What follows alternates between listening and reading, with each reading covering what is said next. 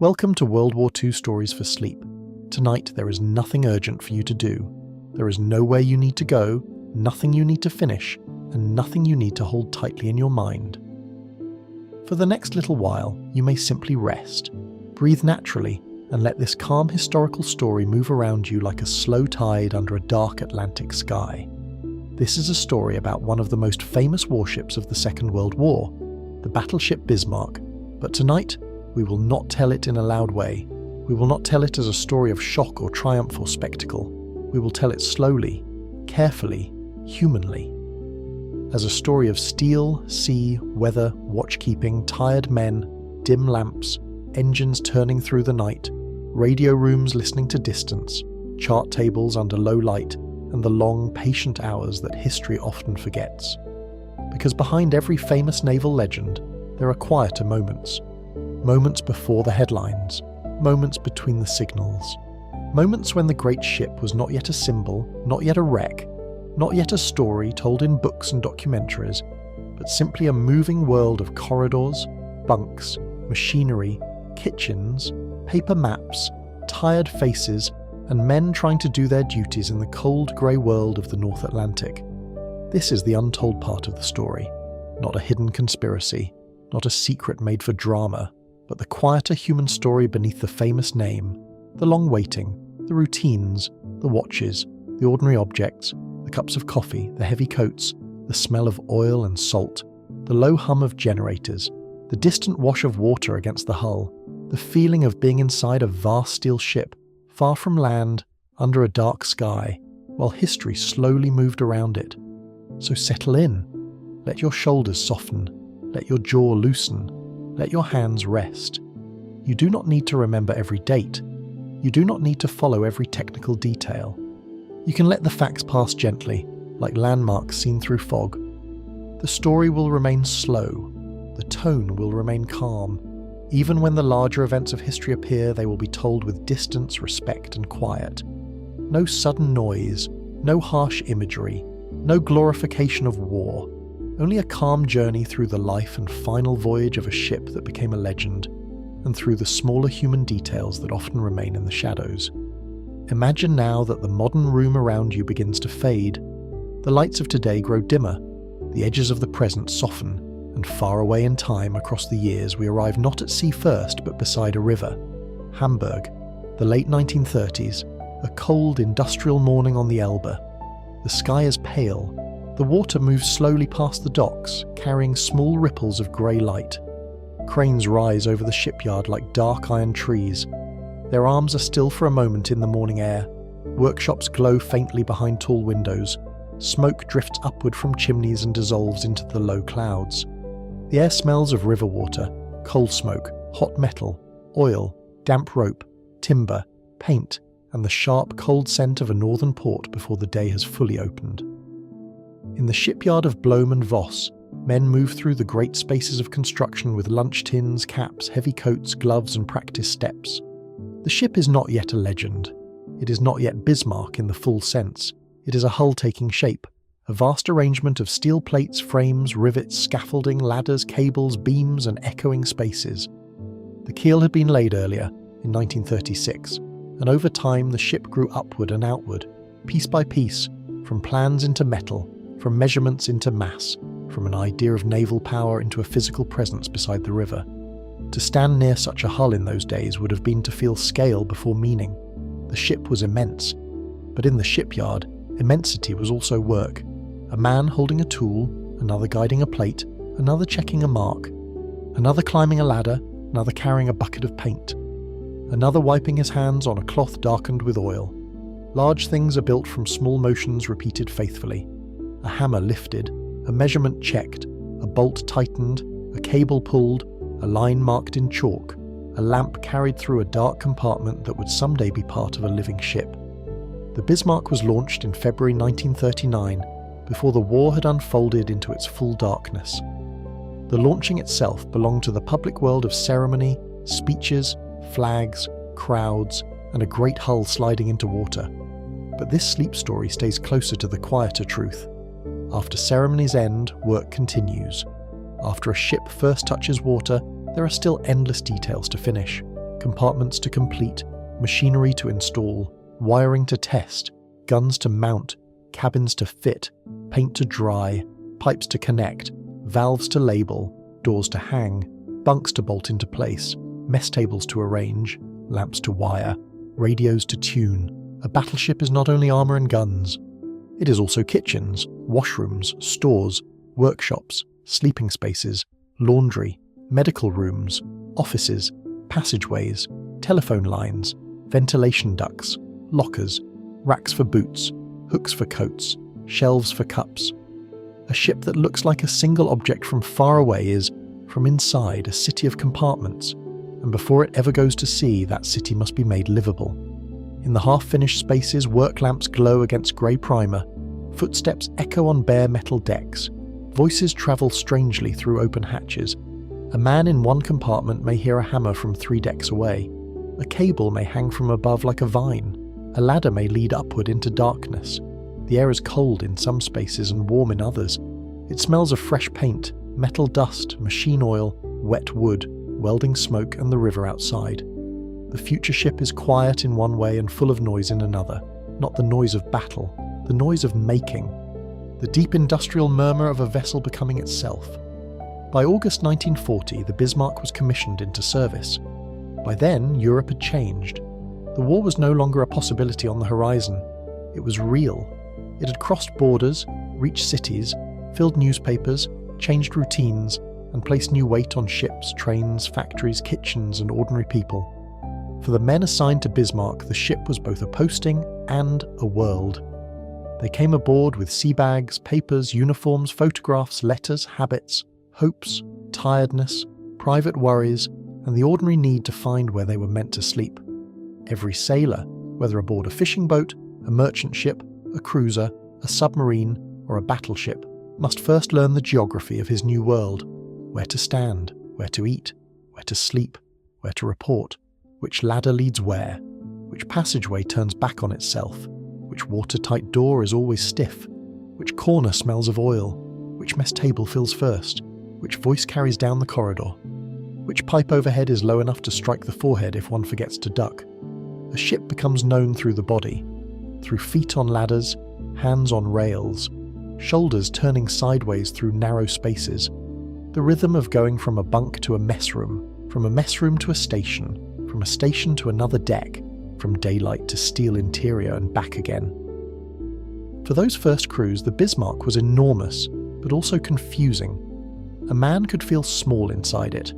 A great battleship may impress from a distance, but to a sailor inside it, it is a series of immediate needs.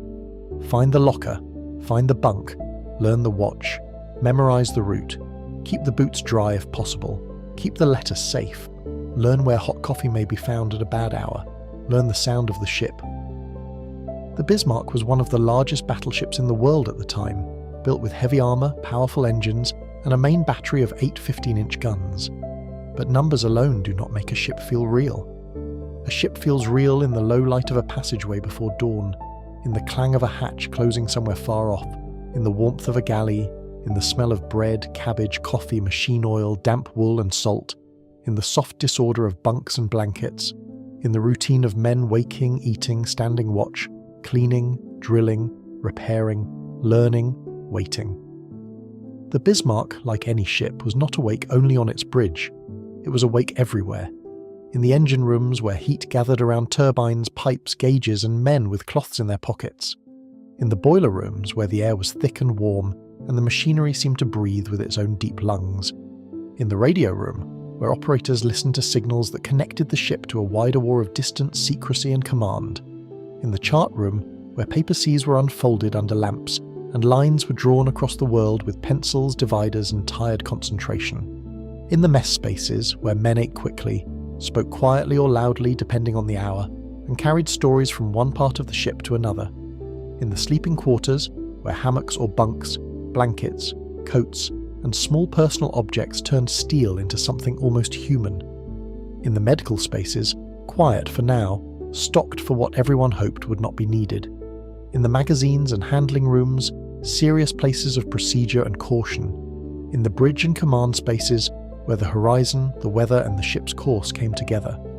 Yet before the final voyage, before the famous chase, before the name Bismarck became fixed in the imagination of naval history, there were training days, there were test runs, there were adjustments, there were hours in the Baltic Sea where the ship learned itself and the crew learned the ship. The Baltic is different from the open Atlantic, colder in its own way, enclosed, grey, often low and still beneath a flat sky. There, the ship could move through exercises, trials, gunnery practice, machinery checks, manoeuvring, communications, drills, and the endless repetition by which complicated systems become habit. A large ship does not become ready simply because it is built. Readiness is practiced, again and again. A signal is sent, a signal is received, a valve is opened, a valve is closed, a turret turns, a course changes, an engine order is repeated, a watertight door is checked, a crew station is manned, a report is made, again, again, again. At first, repetition can feel tedious. Later, it becomes safety. The men aboard Bismarck did not live inside legend. They lived inside routine. Routine is the untold architecture of naval life.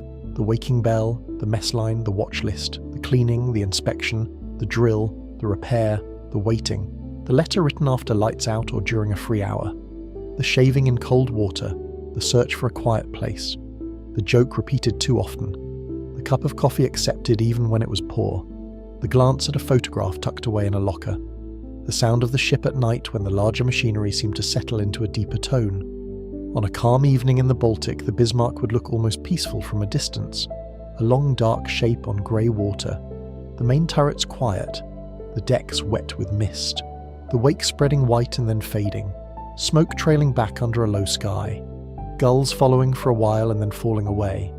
Inside, the ship would not be silent. No large ship is silent.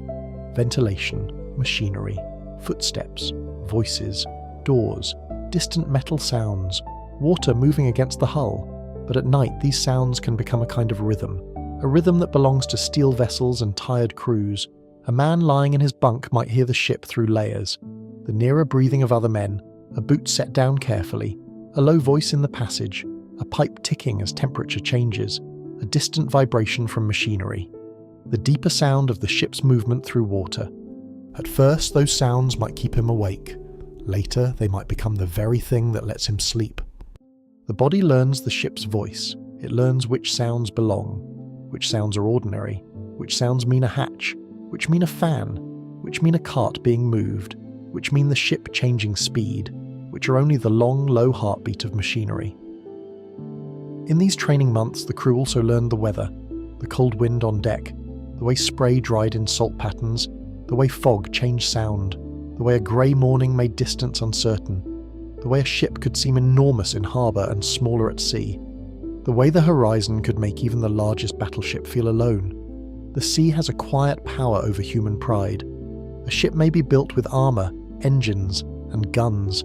It may be described with numbers and admired in photographs. But once it is at sea, it becomes part of weather. Wind presses against it. Water lifts and lowers it. Fog conceals it. Night surrounds it. Storms remind it that steel is still carried by something older, larger, and indifferent. This is why a naval sleep story belongs as much to the sea as to the ship. The Bismarck story is not only a story of design and command, it is a story of weather, of cold northern waters, of grey horizons, of mist over the Denmark Strait, of Atlantic swells, of low clouds, of signals lost and found, of distance measured on maps and felt in the bones. On some nights before the final voyage, a sailor aboard Bismarck might stand on deck during a quiet watch and feel the wind against his face. The ship beneath him would be lit only in controlled ways, disciplined and dim. The sea would be dark beyond the rail. The sky might carry a few pale stars through gaps in the cloud. He might hear the water passing along the hull far below, the steady movement of a great ship moving through blackness. He might think of home, or of nothing. Often, men on watch do not think dramatic thoughts. They notice small things, the cold, the stiffness of a glove, the glow of a lamp through a hatch, the shape of another ship's wake, the smell of smoke from the funnel, the way the deck vibrates through the soles of the boots, the way time slows between rounds. The way a mug of hot coffee can become the centre of the world when the hour is late. On the Bismarck, as on all ships, midnight would not belong to sleep alone. Some men slept. Some stood watch. Some worked in hot spaces below. Some listened. Some wrote. Some waited. The ship continued through all of them. A vessel at night is a chain of human wakefulness. One group rests because another remains alert. Later the sleepers rise and take their turn. Duty passes from hand to hand, voice to voice, log entry to log entry. The ship's life depends not only on officers and orders, but on this quiet exchange. You sleep now. I watch now. Later, we change. A young sailor new to the ship might find the first night strange. The bunk unfamiliar. The air too close. The ship too loud. The men nearby not yet friends, only bodies sharing space. But after days and weeks, the strange becomes known. The blanket becomes his blanket. The locker becomes his small private room. The route to breakfast becomes automatic. The sound of the engines becomes background. The smell of the ship becomes home-like, not because it is sweet, but because it is expected. Humans adapt, even to steel, even to cold, even to routines inside machines of war. That adaptation is one of the quiet, untold parts of history. Not glamorous, not cinematic in the obvious way, but deeply human. The Bismarck carried more than 2,000 men. Each had a separate life, though history often reduces them into a single word, crew. But a crew is not a single thing. It is many faces, many accents, many private habits, many levels of experience. Older sailors who had known other ships. Younger men still learning how to move at sea. Engine room men who understood heat and machinery better than sky and horizon. Signalmen who lived by flags, lamps, codes and clarity. Cooks who understood morale in the language of food. Medical staff who hoped for quiet. Gunners who trained with technical discipline. Messengers who learned to move fast through the ship without colliding in narrow spaces. Officers reading reports under lamps. Men cleaning, carrying, lifting, repairing. Men talking about home. Men not talking about home. Men writing letters they could not send yet. Men folding letters already received. The official story remembers the Bismarck as a weapon and a target, but the human story remembers it as a moving community enclosed in steel, and that community had ordinary evenings, even aboard a famous battleship, a man mending a button, another polishing a piece of equipment, another falling asleep too quickly after watch, another trying to read but losing his place, another laughing quietly at a private joke, another watching the wake at dusk, another standing beside a warm pipe because the air elsewhere was cold, another taking one more slice of bread if there was one, another keeping a photograph hidden in a book, another counting the days without admitting it. All of these small things are part of the ship too. A battleship can be described by armour thickness, speed, displacement, and guns. But it can also be described by the way a sailor wraps both hands around a cup in the early morning, by the way boots are arranged under bunks, by the way a narrow passage smells after raincoats have been brought inside, by the way the red glow of night lighting makes faces look older, by the way a chart table becomes the quiet centre of a room when all eyes are tired, by the way a ship's bell divides time into pieces that people can survive. This story will hold both kinds of truth, the large and the small, the famous and the nearly forgotten. The Bismarck was powerful, it was feared, it was pursued. It became central to one of the most dramatic naval episodes of the war. But before any of that reached its final shape, it was a ship under training, carrying men through ordinary hours. And ordinary hours are where sleep stories can rest. Let us imagine one such hour. Not a battle hour, not an hour from the chase, a quiet hour before the final operation. The ship is in northern waters, under a low evening sky. The sea is dark grey, not rough, but restless enough to move softly along the hull. The Bismarck moves at a steady pace.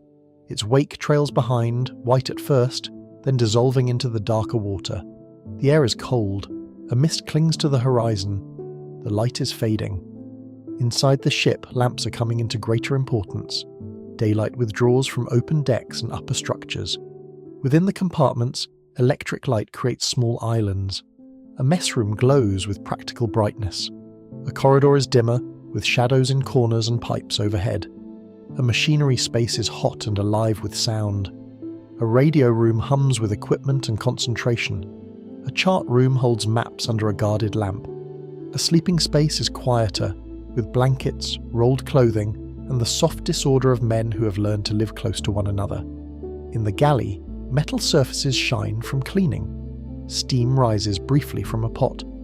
A cook wipes his hands on a cloth and speaks to another man in a low, tired voice. The food is not luxurious. Ship food rarely is.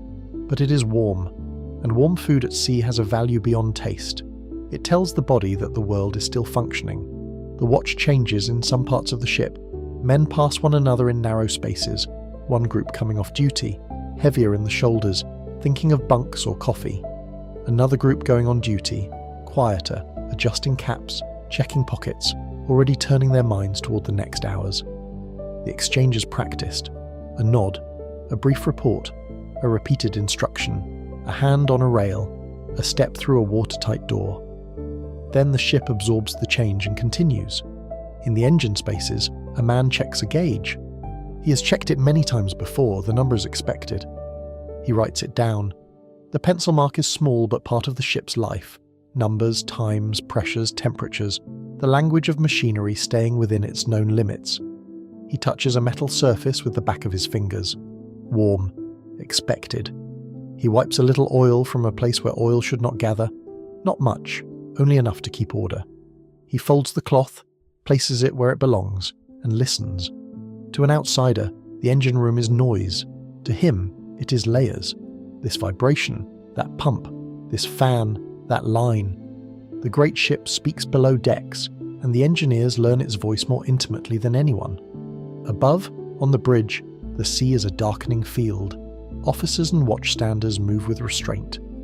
The horizon is watched, weather is noted, course is maintained. A ship as large as Bismarck does not feel like a small craft responding instantly to a hand. It has weight, momentum, a kind of solemnity in motion. Changing course is not a twitch. It is a decision translated through systems, wheels, orders, machinery and water. The ship answers in its own time. Even in calm moments, this gives it dignity and heaviness. In the chart room, paper lies under a lamp. The drawn coastline and sea routes are neat, but the real world outside is mist, cold water and uncertain visibility. A pencil moves along a line. Dividers open and close. A man leans close, shadow falling across the map. He is tired, but the work is precise. Navigation is not dramatic most of the time. It is careful, quiet, repetitive. It is one of the arts of knowing where you are when the world outside offers only water and weather. In the radio spaces, signals connect the ship to command, to reports, to coded instructions, to a war larger than the horizon. But the radio operator's immediate world is smaller. Headphones, dials, paper, pencil, static, a chair, a lamp, the slight pressure of listening. The strange fatigue that comes from waiting for meaningful sound among meaningless noise. He listens, he writes, he waits. Sometimes nothing comes. Nothing is not failure. Nothing is part of the work. A quiet channel can be as important as a busy one. The untold story of a naval legend is full of nothing in this sense. Long stretches where nothing happened visibly, but people remained alert. Nothing on the horizon, nothing unusual in the machinery, nothing new in the air, nothing to report. Such phrases can sound empty, but at sea, nothing unusual is often the best phrase of the night. It means the ship continues. It means men may sleep. It means the routine holds. It means the next hour can arrive without alarm. The Bismarck, before its final days, had many such hours. History would later compress the ship's life into a few dramatic episodes. The departure, the Denmark Strait, the loss of HMS Hood, the pursuit, the torpedo strike, the final battle, the sinking. But between those events were hours and hours of movement. Waiting, watching, eating, sleeping, maintaining, listening and thinking. Those hours are where this first part of the story rests, in the spaces between the known events, in the soft machinery of routine, in the way a famous ship was also an inhabited place. The crew did not know during those earlier nights exactly how the story would be remembered. No one ever lives inside history the way it is later written. They lived inside the present. A cold watch, a warm meal, a test, a drill, a rumour, a letter, a command, a grey sea, a loud compartment, a brief laugh, a tired face, another day at sea, another night aboard. The ship itself carried the name Bismarck, after Otto von Bismarck, the 19th century statesman associated with German unification. Names on warships are heavy things. They carry politics, memory, ambition, and symbolism. But for a sailor in a bunk at night, the name painted or spoken at ceremonies may matter less than the immediate reality of the ship around him. The pipe above his head, the blanket near his chin, the man breathing in the next bunk, the vibration through the frame, the smell of steel and wool, the distant sea. Large names become small in the dark. They become the place where one tries to sleep. This does not remove history from the ship.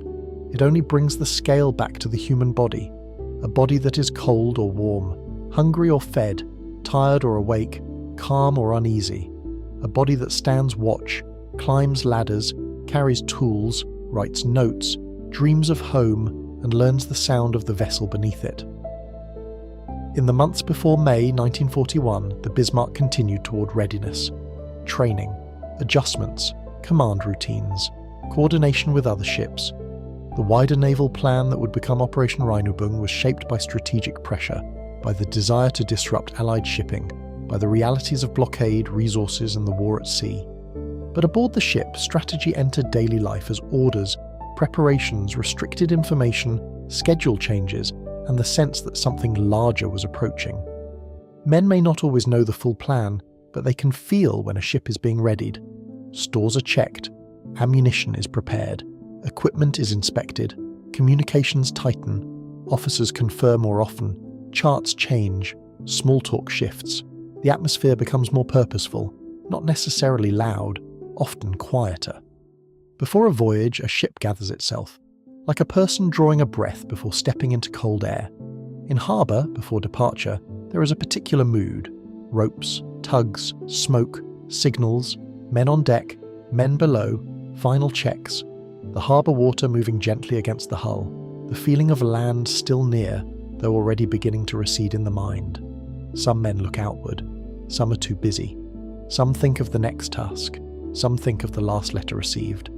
Some think only of getting through the day. The ship seems enormous, but departure makes even the largest vessel vulnerable to time. Once lines are cast off, a ship becomes part of its route. The story will soon move toward that departure, toward Operation Rheinübung, toward the Bismarck and the heavy cruiser Prince Eugen moving northward, toward Norway, toward the Denmark Strait, toward the famous and tragic encounter with HMS Hood and HMS Prince of Wales, toward the long chase across the Atlantic, toward the final night. But not yet. For now, we remain in the preparatory quiet, the ship before the storm, the steel world before its name became fully fixed in legend. Let the image settle, a great battleship under a dim northern sky, not firing, not burning, not chased, simply existing. Cold sea around it, grey mist beyond it, engines turning, lamps glowing, men moving through passageways, a chart under a hand, a mug near a bench, a radio operator listening, an engineer checking warmth with the back of his fingers, a sailor folding a letter and placing it carefully away. This is the calm beginning, the human beginning, the part that history often passes over too quickly. Every famous final voyage has a before. Before the chase there is routine. Before the battle there is weather. Before the legend there is work. Before the loss there is ordinary life. And ordinary life, even aboard a battleship, contains the details that make a sleep story soft enough to rest inside. A lamp, a corridor, a bunk, a cup, a folded coat, the low sound of water moving along steel, the steady breathing of men asleep below decks, the watch kept by others, the ship moving through darkness. If you are listening now, you do not need to carry the whole story at once. You do not need to anticipate the later events. You may rest in this first image. The Bismarck is a world of steel not yet at the centre of the storm. The ship breathing through machinery, the sea dark around it, the lamps low, the crew still learning, working, waiting. The famous name still becoming human through small acts. Let the large history remain distant for a moment. Let the ship become only a quiet place at sea. Let the engines become only a low hum. Let the maps become only paper under warm light. Let the corridors become only shadows and footsteps. Let the bunks become only rest. Let the water outside become only a slow, endless sound. For now, the Bismarck is not yet hunted, not yet damaged, not yet remembered. It is simply a ship under a darkening sky, carrying men through the ordinary hours before history closes around them. And in those ordinary hours there is already a story, a quieter story, an untold story, a story of preparation, routine, steel, sea, and the small human need for warmth and sleep. The night deepens around the ship. On deck, the wind moves over cold metal. Below, the lamps burn softly. In one compartment, a man turns in his bunk and pulls a blanket closer. In another, a pencil marks a number in a log. In another, a cup is set down beside a folded paper. In another, a radio operator listens to the faint breath of distance. The ship continues, the sea continues, the watch continues, and the story, slowly and calmly, prepares to follow the Bismarck toward the open water, where the final voyage will begin. The final voyage did not begin as a legend. It began with preparation, with schedules, orders, fuel, stores, charts, signals, weather reports, and the ordinary movement of a great ship being made ready to leave. A ship does not depart all at once. Long before the harbour fades behind it, departure begins in small rooms and narrow passageways. It begins with men checking lockers, with engineers inspecting machinery, with signalmen preparing codes and equipment, with cooks counting what must last, with clerks recording supplies, with officers reviewing charts under guarded light, with sailors folding the few personal things they are allowed to carry and placing them where they will not be lost in the motion of the ship. The Bismarck, powerful as it was, still needed bread, water, fuel, oil, tools, clean cloth, spare parts, medical stores, and the patience of men who knew that any voyage at sea is made of details. In May 1941, those details gathered into a larger purpose, Operation Rheinübung. The name itself was formal, military, distant. But aboard the ship it became practical. It meant departure. It meant the North Sea. It meant coordination with another ship, the heavy cruiser Prince Eugen. It meant moving from controlled waters toward the dangerous openness of the Atlantic. It meant an attempt to break into the shipping lanes that connected Britain to the wider world, where merchant convoys carried food, fuel, weapons, supplies, and the materials of survival. That was the larger story, a story of strategy, pressure, and ocean distance. But inside the ship, the larger story entered through routines, through sealed orders, through increased readiness, through quiet conversations that ended when others came near, through the sense that training was no longer only training, through the way a man might look at the sea differently when the ship was about to leave protected waters. On the morning of departure, the harbour had its own mood. There is a particular silence around a ship before it sails, even when everything is busy. Lines are handled, signals are exchanged, smoke gathers above funnels, men move with purpose, but not all of them speak. The water between quay and hull moves gently, dark and reflective. The shore is near, almost close enough to seem permanent. Buildings, cranes, docks, railings, warehouses, gulls, riverlight, familiar shapes. Then the ship begins to move, and all those familiar shapes start to become background. The Bismarck and Prince Eugen left the Baltic in May 1941, moving first through waters that were watched, planned, and partially shielded, then toward the wider northern route. The two ships were different in size and character. Bismarck, the great battleship, heavy and imposing, carrying its 8 large guns and the weight of expectation. Prince Eugen, a heavy cruiser, smaller but still powerful, moving in company, part of the same operation, part of the same dark line across cold water. From a distance, the two ships would have made a striking sight. Dark hulls, grey superstructures, long wakes, smoke trailing low beneath the northern sky. But this story stays close. Close enough to feel the deck under boots. Close enough to hear the engines below. Close enough to see a hand resting for a moment on a rail. Close enough to notice the way a sailor's coat moved in the wind as land began to fall away. At sea, the first hours of a voyage are always a transition. The harbour routines fade, the ship's sea routines begin. A man who had been thinking of the quay now thinks of his station. A man who had looked at land now looks at weather. The ship begins to settle into its own motion. The Bismarck moved northward with Prince Eugen, and the men aboard entered the long attention of wartime sailing. No one aboard could relax in the way a passenger relaxes. Even quiet hours had a watchful edge. But watchfulness can still be calm. It can be steady. It can be practiced. It can be carried in low voices and repeated checks. A watchman scans the horizon. An engineer checks temperatures. A radio operator listens. A cook prepares food. A messenger moves through passageways. A navigator marks position. A man off duty tries to sleep though the ship vibrates beneath him. The sea receives all of this without comment. Grey water, white wake, clouds, wind, distance. The ship's first movement toward the north passed through a world of cold light and controlled secrecy. The crews knew enough to understand that the voyage mattered. Some knew more than others. But even when men do not know every purpose of a mission, they know the feeling of readiness. They know when a ship is being careful. They know when signals matter more. They know when silence is not emptiness, but discipline. The Bismarck was not alone in the world, even when the horizon looked empty. The North Sea and Norwegian waters were full of watching, reporting, searching and guessing. Ships at sea were seen by other ships, by aircraft, by coast watchers, by signals intelligence, by chance. A great battleship is not an easy thing to hide, though fog, distance, weather and night can soften even the largest shape. As Bismarck and Prince Eugen moved north, the weather became part of their story. Cold air, low clouds, mist, the grey sea. The uneasy boundary between visibility and concealment, the kind of weather that makes a horizon appear and disappear, that turns ships into shadows and shadows into questions. For a sleep story, weather is not background. Weather is the atmosphere through which history breathes.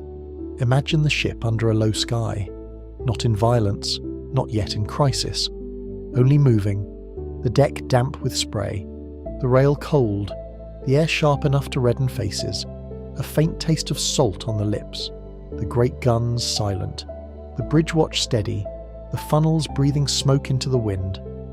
Inside the ship, the cold was kept outside only partly. A large ship has warm places and cold places, hot spaces near machinery, cooler spaces near outer hull and upper decks, passageways where dampness travels in with coats and boots, mess areas where warmth gathers around bodies and food. A sailor coming down from outside might carry the cold with him in the folds of his coat. He might stand for a moment near a warmer pipe, or at the edge of a compartment where the air was kinder. He might remove gloves only after feeling had returned to his fingers. He might accept coffee that was too bitter, because bitterness mattered less than heat. The ship moved. The men adjusted. The watch changed. The hours began to form themselves into a voyage. In the chart room, the route toward the north was not merely an idea. It was paper, lines, bearings, distances, notes. The sea outside was dark and moving, but on the table it became a surface that could be measured. The pencil line did not feel the cold. The dividers did not know the weather. The map made the world manageable, but the men using it understood the difference between map and sea. They knew that fog changes plans, that reports may be late, that a ship seen once may not be where it was expected later. That distance is not only measured in miles, but in visibility, fuel, time, and risk. The untold story of the Bismarck is also a story of uncertainty. Not mystery in the theatrical sense, not hidden secrets behind locked doors, but the uncertainty that belongs naturally to naval war. Where exactly is the enemy? Who has seen us? What has been reported? What does command know? What do we not know? What is beyond the horizon? What will the weather permit? In a calm narration, those questions do not need to become frantic.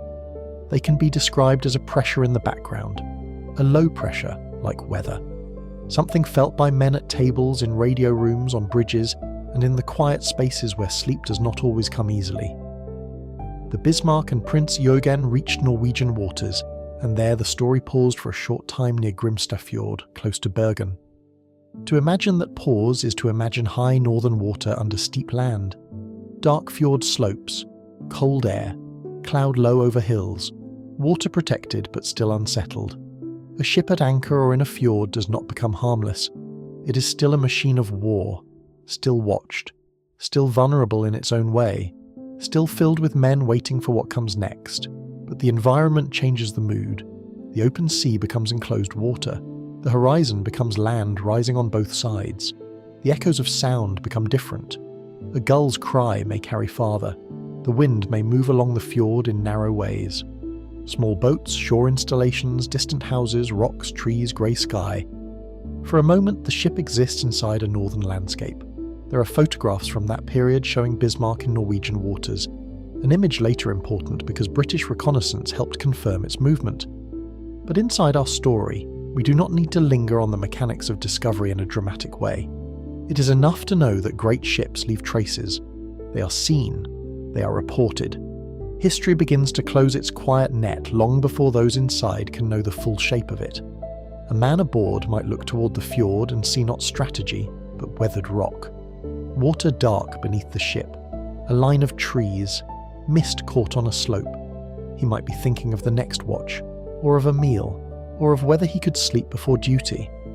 History outside him is moving, but his body remains in the ordinary present. This is always true. Even in famous moments, a man can stand inside history and still be thinking about cold feet. The Bismarck did not stay long. The operation required movement. The Atlantic lay beyond the northern routes. The heavy ship would need to pass through dangerous waters, watched by the Royal Navy, by aircraft, and by the wide intelligence network of war at sea. The Denmark Strait between Greenland and Iceland became part of the intended route.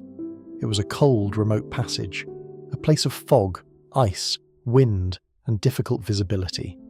To pass through such waters was not simply to move on a map. It was to enter a world where the sea and sky could narrow around a ship, where the horizon might be hidden, where cold worked slowly into metal and men, where the difference between seeing first and being seen first could matter deeply.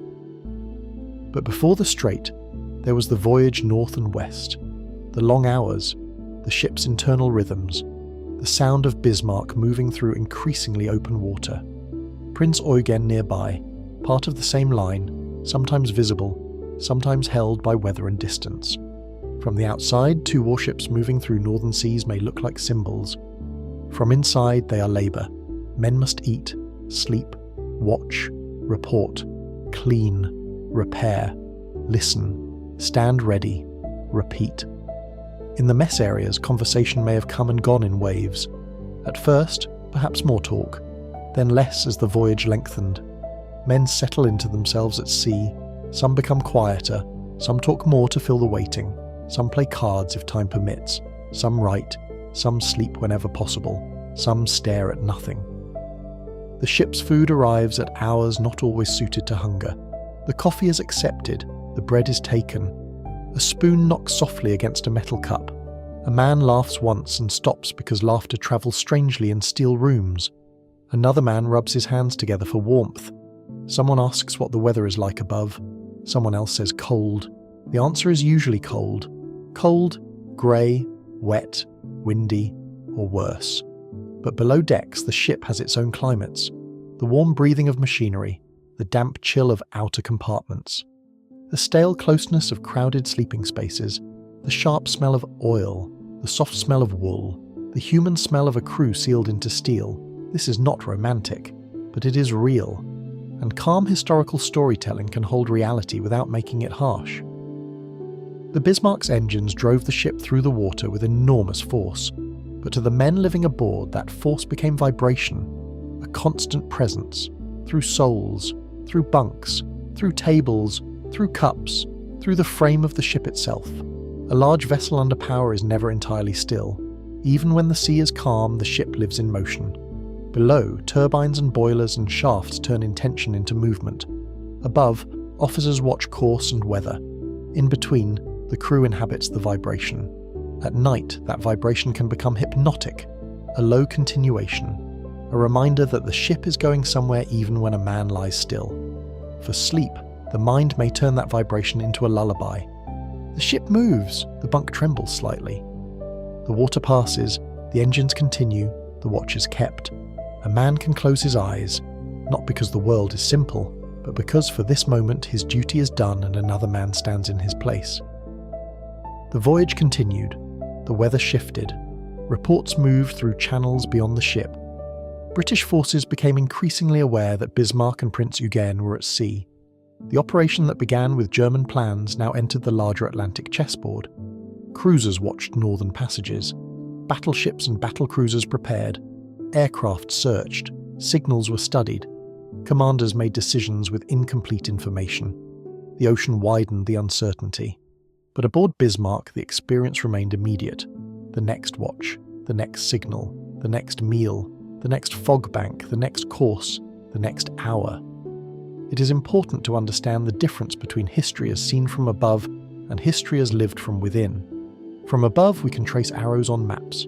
We can say Bismarck moved here, Prince Eugen moved there, British cruisers Norfolk and Suffolk were watching the Denmark Strait, HMS Hood and HMS Prince of Wales moved to intercept. We can name dates, times, ships, commanders, and outcomes. But from within the story, from within the steel hull, the future is not yet known. The men aboard do not yet know the order in which their names will be placed in history. They do not yet know that Hood will soon be lost. They do not yet know that Bismarck will be hunted. They do not yet know that a torpedo from an old-looking aircraft will cripple the steering. They do not yet know how short the voyage will be. They know only that they are underway, that the weather is cold, that the ship is ready, that the sea is large, that the routine must be followed. The untold part of history often lies in this ignorance. The people inside events do not know the ending. They are not symbols to themselves, they are only present, and presence is made of details. A signal lamp hooded against the weather, a pair of binoculars wiped clear, a chart weighted at the corner, a coat drying slowly in a compartment that never becomes truly dry, a sailor holding a letter but not opening it because the hour is wrong. A mechanic listening to the difference between normal vibration and something slightly changed. A cook stirring something warm in a galley where every pot and cup must be controlled against the ship's motion. A tired man asking how long until his watch ends. Another answering without looking up. The Bismarck and Prince Eugen pushed onward toward the Denmark Strait. The passage was dangerous because it was a gateway. To break into the Atlantic, they had to pass through waters that Britain watched carefully. The cold geography of the North Atlantic shaped the moment. Greenland to one side, Iceland to another, ice and fog, long distances, and the possibility of contact appearing from grey obscurity. The sea there can make ships feel both hidden and exposed. Fog conceals, but it also blinds. Distance protects, but it also isolates. Cold sharpens attention and dulls the body. In such waters, watchkeeping becomes a discipline of patience.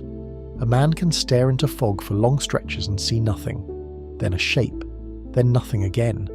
The mind must not invent too much. It must not dismiss too quickly. It must wait, confirm, report. In the radar and visual detection story of that passage, both sides were trying to understand what the sea allowed them to see. Bismarck and Prince Eugen were detected by British cruisers. The presence of Norfolk and Suffolk mattered. They shadowed, reported, withdrew, regained contact, and helped guide the British response.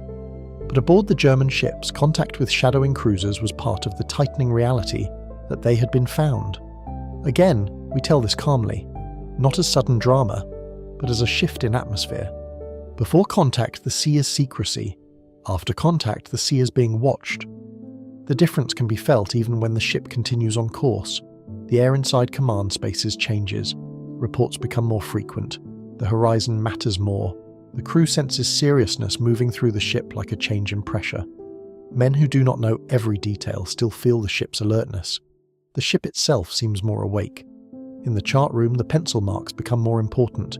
On the bridge, cold faces remain turned outward. In the radio room, messages carry weight. In machinery spaces, the engines continue their relentless work, indifferent to whether the ship is hidden or seen. The Bismarck story now begins to leave the purely preparatory phase and enter the line of remembered history. Yet even here, the sleep story rhythm remains. We do not hurry. We let the ships move slowly through grey water. We let the strait gather around them. We let the cold morning approach. We let the distant British ships enter the story like dark shapes beyond weather. The encounter with HMS Hood and HMS Prince of Wales is still ahead. For now, there is only the anticipation before dawn, the long northern night, the wake of 2 German ships in cold water, the shadowing cruisers somewhere beyond visibility watching and reporting, the British force moving to intercept, the ocean holding all of them in grey silence. Think of the men on both sides, because a sleep story about history can be calm without taking sides. It can remember the human beings in every steel hull. On Bismarck, men stood watch, worked machinery, waited near equipment, slept in fragments. On Prince Eugen, the same. On HMS Hood, men also moved through their routines. On HMS Prince of Wales, still new, still working through technical issues and the reality of being sent into danger before perfection was possible. On Norfolk and Suffolk, men watched cold horizons and read instruments. Different flags, different orders, same sea, same cold, same fatigue, same need for warm tea or coffee, same human body under wool and metal. This is not to erase responsibility or history, it is to keep the story human. War turns ships into enemies. Sleep storytelling can remember that ships are also filled with ordinary people, each trapped inside the larger machinery of events. As the night deepened near the Denmark Strait, the weather remained a major character. Fog, low cloud, cold wind, and the pale northern light approaching. The sea was not a clear stage. It was a shifting curtain. A ship could appear as a smudge, a mast, a shadow, a line of smoke, a radar contact, a report, a possibility. Before any great event, there are these uncertain forms. The mind waits for them to become clear. Aboard Bismarck, men not on watch may have tried to sleep before the next order. Sleep before action is different from ordinary sleep. It is thinner, more easily broken. A man lies down, closes his eyes, and feels the ship around him. The vibration is the same, perhaps. The breathing of men nearby is the same. The blanket is the same. But the atmosphere is not quite the same. The ship knows something is ahead. Or perhaps the men only imagine it. Either way, the body feels it. He may sleep. He may not. He may drift through a dream of home that disappears as soon as someone moves in the passage. He may wake and not know how much time has passed. He may reach for a cup, find it empty, and lie still again. History is full of such half-sleep. People waiting for morning inside machines, trains, ships, shelters, hospitals, and stations. The Bismarck's final voyage contained many kinds of waking. The official watch, the nervous waking, the practical waking, the waking of machinery, the waking of command, the waking of the sea as dawn approached. In the cold hours before the Denmark Strait battle, the ship moved through a world of dimness and expectation. Prince Eugen was there. The British ships were closing, the cruisers shadowed. The operation's secrecy had been broken. What had been a voyage toward commerce raiding was becoming an encounter with major enemy warships. From the distance of history we can feel inevitability. But in the moment, inevitability is not how it feels. It feels like reports, changes of bearing, lookouts, orders, course, speed, weather, visibility, signals, the next few minutes, the next decision. Men live inside fragments. The whole shape appears only later. Let the story rest now in that suspended hour. The great ships are moving. The sea is cold. The sky's beginning to pale in the far north. The Bismarck, still powerful, still intact, still moving with Prince Eugen, is approaching the moment that will make its name known around the world. But inside the ship, the details remain small. A man adjusts his collar against the cold. Another tightens a strap. Another checks a gauge. Another listens through headphones. Another stands at a speaking tube or telephone. Another waits beside equipment. Another folds a blanket in a space he may not return to in the same way. A cup rests near a chart table. A pencil lies beside a ruler. A lamp throws amber light over paper. The engines continue. The sea continues. The watch continues. The untold story is not separate from the famous one. It is underneath it. Like the machinery under the deck. Like the crew beneath the name. Like the long cold water beneath the ship. As dawn nears, the first stage of the voyage has passed. The Bismarck has left harbour. It has moved with Prince Eugen through northern waters. It has paused near Norway. It has been seen. It has entered the route toward the Atlantic. It has been shadowed. And now the Denmark Strait waits, grey and cold, with other ships moving through the same weather toward the same morning. For now, there is no need to rush into that morning. Let it remain just ahead. Let the sky stay dim. Let the ships stay as dark shapes in the cold. Let the men remain at their stations, not yet inside the full event, but close to it. This is the last part of quiet before the first great shock of the story. And even here, the quiet matters, because every dramatic moment in history rises out of quiet, out of waiting, out of routine, out of cold hands and dim lamps and engines turning steadily through the night.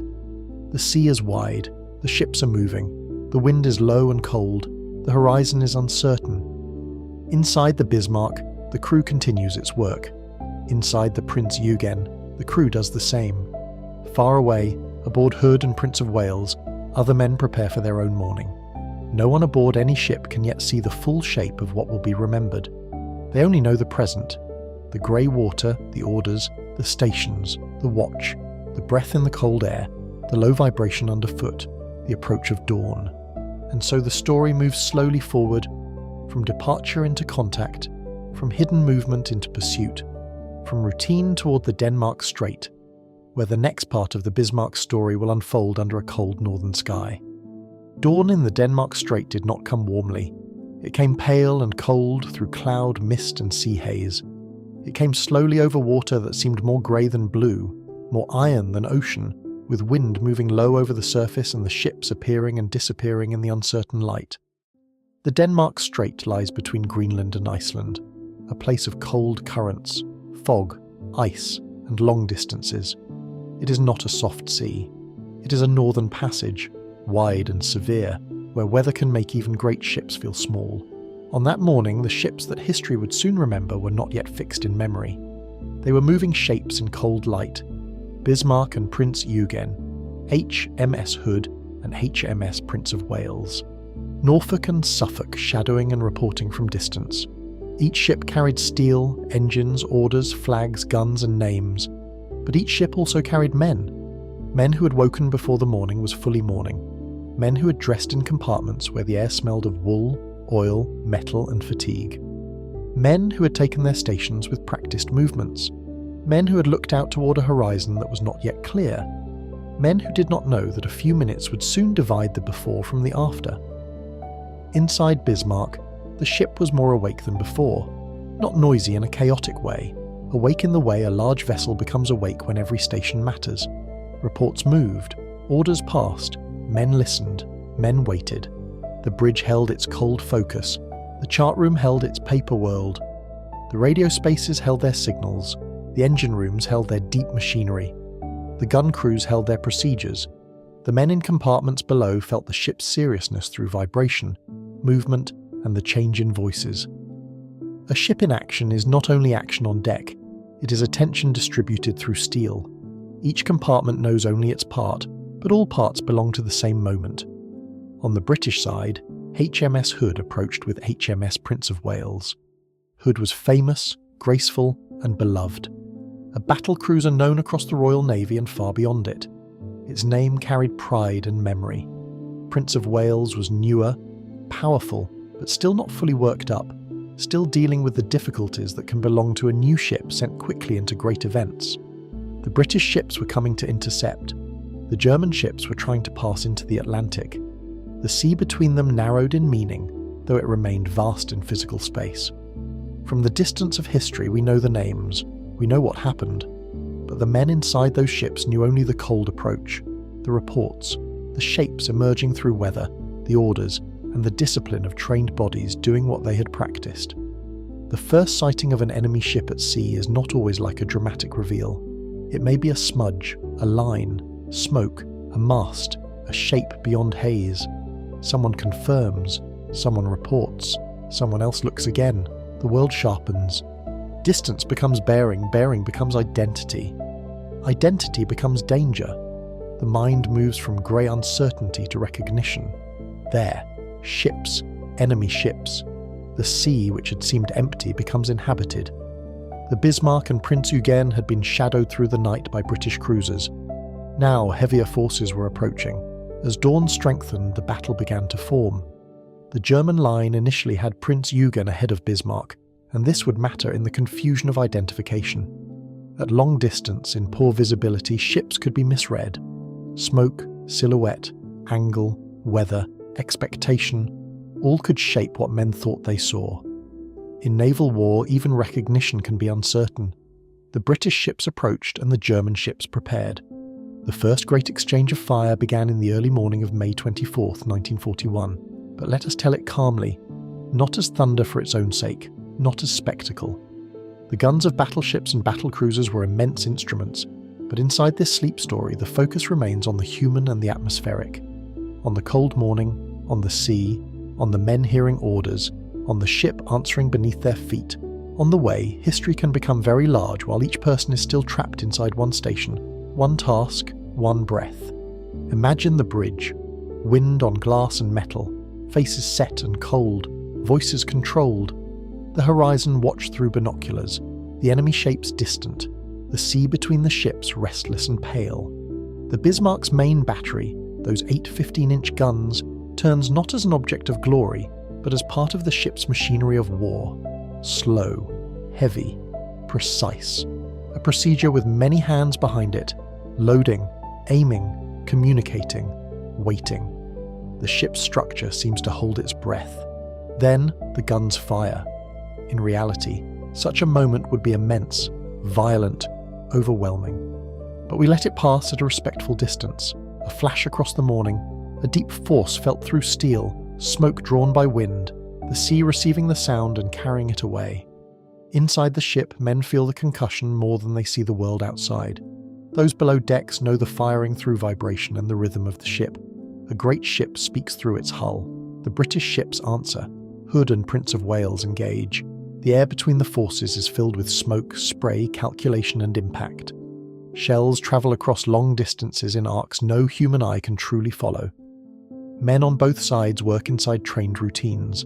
Orders are repeated, corrections are made, ranges change, courses shift. The sea remains cold beneath all of it. The sky remains grey. A battle at sea is not a clear, neat thing. It is smoke, movement, distance, misidentification, changing range, water columns rising, reports, damage, corrections. Men acting faster than thought, but also within patterns learned long before. For Bismarck, the early minutes of the engagement became part of the legend. For Hood, they became tragedy. The British battlecruiser was hit. A catastrophic explosion tore through the ship, and HMS Hood was lost with terrible speed. Out of a crew of more than 1,400, only 3 survived. We do not linger on the horror. We do not describe it closely. We hold the fact with respect. A famous ship was there, and then it was gone. A name that had seemed almost permanent became smoke, wreckage, and grief in a matter of minutes. For those who saw it, on both sides, the image would have been almost impossible to absorb. The Great Hood, known across the Royal Navy, disappearing in the cold morning. On Bismarck, the event may have been understood first not as legend, but as a report, a sight, a shock moving through command spaces, a realization carried by men who were still in danger themselves. On Prince of Wales, the loss was immediate and personal because Hood had been beside them. On the British cruisers and later throughout Britain, the news would carry an enormous emotional weight. But in the moment, the battle did not pause for grief. That is one of the hardest truths of war. Events happen faster than feeling can process them. Men continue because they must. Prince of Wales continued the action despite problems with its guns and despite damage received. Bismarck also was hit. This detail is essential. The Bismarck did not emerge untouched from the Denmark Strait. The Prince of Wales scored hits on Bismarck, and those hits mattered. One caused flooding in the bow area and led to the loss of fuel oil. Another damaged areas that affected the ship's operational situation. These were not instantly fatal wounds, but they changed the story. The Bismarck had won a dramatic tactical success in the destruction of Hood, but it had also been damaged in a way that affected its ability to continue the original commerce raiding mission. This is one of the important truths behind the legend. The Bismarck was powerful, but not invulnerable. No ship is invulnerable. Armour protects only in degrees. Size helps only in degrees. Speed, guns, and design matter, but the sea, damage, fuel, steering, weather, and chance also matter. After the engagement, the Bismarck was no longer simply a raider breaking into the Atlantic. It was a damaged battleship being watched, hunted, and forced into decisions. The quiet story beneath the famous battle begins here, not only with Hood's loss, not only with Bismarck's gunnery, but with the consequences: fuel lost, speed affected, a mission changed, command decisions sharpened by damage and pursuit. Inside Bismarck after the battle, there would have been no simple feeling. There may have been relief among some that the immediate engagement had ended. There may have been grim satisfaction in the ship's performance. There may have been tension because damage reports were coming in. There may have been exhaustion after the sudden intensity. There may have been men who knew only their part and waited to learn what had happened elsewhere. Ships after battle are full of reports. Damage control, inspections, voices, orders, accounting, questions. What was hit? What is flooding? What can be repaired? What is the speed? What is the fuel state? What is the enemy doing? What comes next? The great dramatic moment becomes, almost immediately, a practical problem. Water where it should not be. Fuel lost. Equipment checked. Men sent to inspect. Messages prepared. Course reconsidered.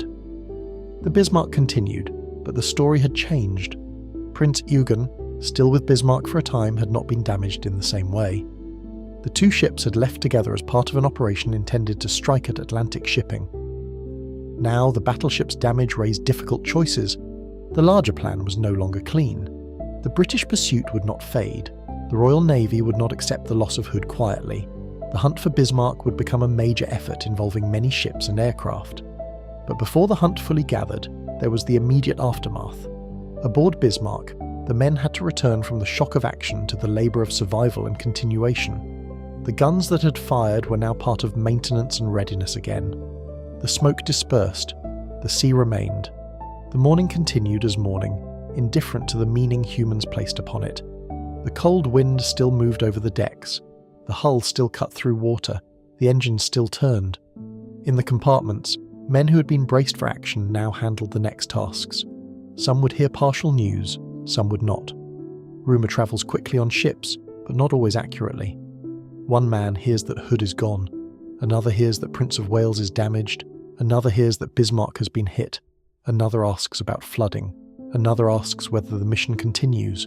Another says nothing and wipes oil from his hands because his immediate work remains the same. That is another untold truth.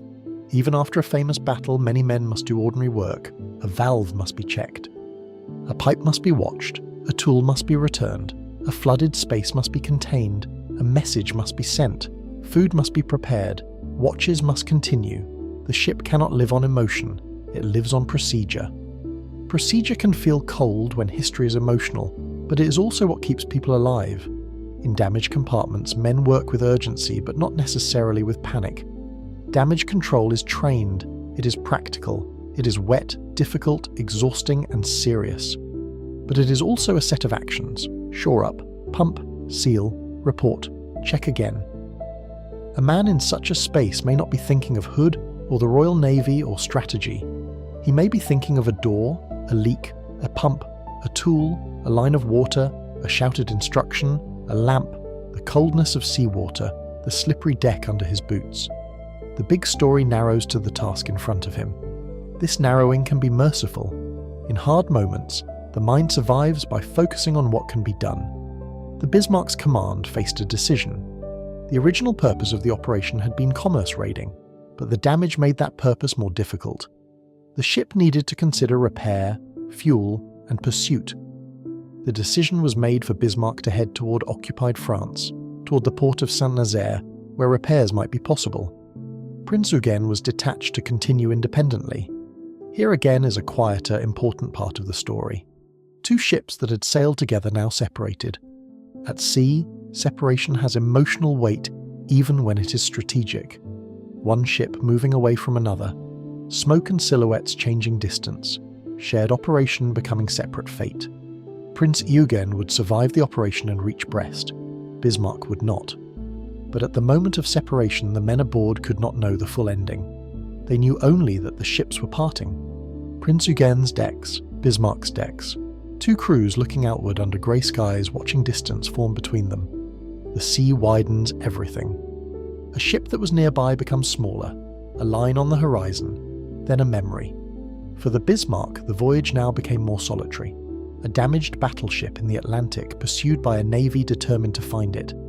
The sinking of Hood had changed the emotional stakes for Britain. The order and the mood became clear.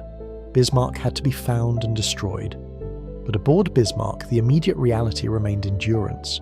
Move, repair what can be repaired, manage flooding and fuel, maintain speed, watch for shadowing forces, watch for aircraft, watch for the weather, watch for everything. The sea after battle can seem strangely calm. The mind expects the world to remain shaken, but clouds move as before, waves pass as before, light changes as before. Gulls, if there are gulls, do not understand. The ship carries the marks, but the ocean does not pause to acknowledge them. That can feel cruel. It can also be stabilizing. The sea continues. Therefore, the ship must continue. Inside Bismarck, the red and amber lights of interior spaces returned to importance. After the brightness and shock of gunfire, the inner ship became again a world of compartments. A sailor coming off a station might find the passageway nearly unchanged. The same pipes, the same doors, the same smell of oil and damp wool. But he himself was changed by what had happened. This is often how historical moments live in people. The room looks the same. The person inside it is not quite the same. A cup on a table, a coat on a hook, a pencil beside a log, all unchanged. But the morning has passed through them. In the radio room, messages mattered intensely. Bismarck's position, condition, intentions, and the wider naval response became part of the invisible battle of information. The ship could move physically through the sea, but it also moved through signals. What was sent, what was received, what was intercepted, what was understood, what was misunderstood. The radio operator's world remained headphones, paper, and disciplined listening. But now every signal carried a heavier atmosphere. The calm, sleep story version of this is not to describe frantic tension, but to hold the image of listening. A man seated in a small space while the ship moves, the equipment warm, the air close, the static soft and harsh by turns, the pencil ready, the sense that distance itself is speaking. In the chart room, the line toward France had to become more than hope. It had to be measured, distance to port, fuel, speed, enemy forces, weather, risk. A damaged battleship is still powerful, but damage changes the mathematics of the sea. Time becomes heavier. Every hour matters. Every mile matters. Every report matters. The map under the lamp becomes a place of pressure. Yet the physical objects remain simple. Paper, pencil, dividers, ruler, a cup, a hand, a lamp. The human mind is strange this way. It can hold enormous consequences through ordinary objects. A line on a chart may decide the direction of thousands of tons of steel and thousands of lives, but it is still a pencil line, grey on paper, drawn by a tired hand under light. As the day continued after the Denmark Strait, Bismarck's fame spread outward through shock. But inside the ship, the story became endurance. The crew settled into the next phase. No longer the approach, no longer the first battle, now the pursuit. The long hunt had begun. British forces converged from different directions. Ships were ordered and redirected. Aircraft searched. Reports moved. The Atlantic became a net of possibilities. At times, Bismarck was in contact. At times, contact was uncertain. Weather and distance opened and closed like curtains. The ship could be seen, then lost, then searched for again. For the men aboard, being hunted at sea has a particular quality. It is not always constant action. Much of it is waiting. Waiting for aircraft. Waiting for sighting reports. Waiting for messages. Waiting for weather. Waiting for the next alarm. Waiting while engines continue and the ship presses onward. Waiting while the sea looks empty. Waiting can be more tiring than action because it gives the mind space to imagine. But a ship's routine forces the mind back to tasks. Watch, repair, eat, rest if possible, report, check, repeat. The Bismarck moved on. The damage in the bow affected fuel and speed considerations. The sea pressed against the hull. Men below continued to manage the consequences. In some compartments, the air would have been damp, cold, and uncomfortable. In others, hot and close. The ship's internal climates became more intense under strain. A man off duty might lie down and find sleep difficult. He might hear footsteps in the passage and wonder if news had changed. He might feel the ship's vibration and try to guess speed. He might hear distant work and wonder what it meant. He might close his eyes and see the morning again, or he might sleep immediately. because the body sometimes takes rest even when the mind is not ready. Sleep aboard a hunted ship is a strange thing, not peaceful in the ordinary sense, but necessary. A human being cannot remain alert forever. Even in war, the body asks for darkness, for warmth, for a few minutes without standing. The Bismarck's crew, like crews everywhere, would have taken sleep where they could. A bunk, a bench, a corner, a coat folded under the head, a few minutes between duties. The ship's story continued whether they slept or not. The watch was kept by others. This chain of wakefulness remained essential. One man sleeps because another does not. Later they change. The ship survives through shared fatigue. As the British pursuit gathered, the memory of Hood travelled faster than any ship. In Britain, the loss was devastating. Hood was not just another vessel. It was a symbol of naval prestige, known to the public, admired, familiar. Its destruction created urgency and grief. But in this story, we hold that grief at a respectful distance. We acknowledge it. We do not use it as spectacle. The Bismarck story cannot be told without Hood, but neither should Hood be reduced to a dramatic beat in someone else's legend. HMS Hood carried men, lives, voices, letters, families, routines, and histories. So when we say Hood was lost, we speak softly. The sea took a ship and nearly all aboard it. The cold morning moved on. The Bismarck moved on. The Royal Navy moved to answer. The pursuit became one of the most intense naval hunts of the war. But for now, inside Block 3 of our long sleep story, we remain with the transition. From dawn battle to pursuit. From two ships together to Bismarck alone. From tactical victory to strategic danger. From legend to vulnerability. This is the heart of the untold angle. The famous story often says, Bismarck sank Hood. But the quieter, fuller story says, Bismarck sank Hood, was damaged by Prince of Wales, lost fuel, abandoned the original raiding mission, separated from Prince Eugen, and began a lonely run toward France while the Royal Navy gathered around it. That is more human, more fragile, more historically honest. The Bismarck was not an invincible monster roaming freely. It was a damaged ship trying to escape. Powerful, yes. Dangerous, yes. But increasingly constrained by damage, fuel, pursuit, and fate. The ship became both hunter and hunted in the space of a morning. Let us return to the interior. A corridor aboard Bismarck after the battle.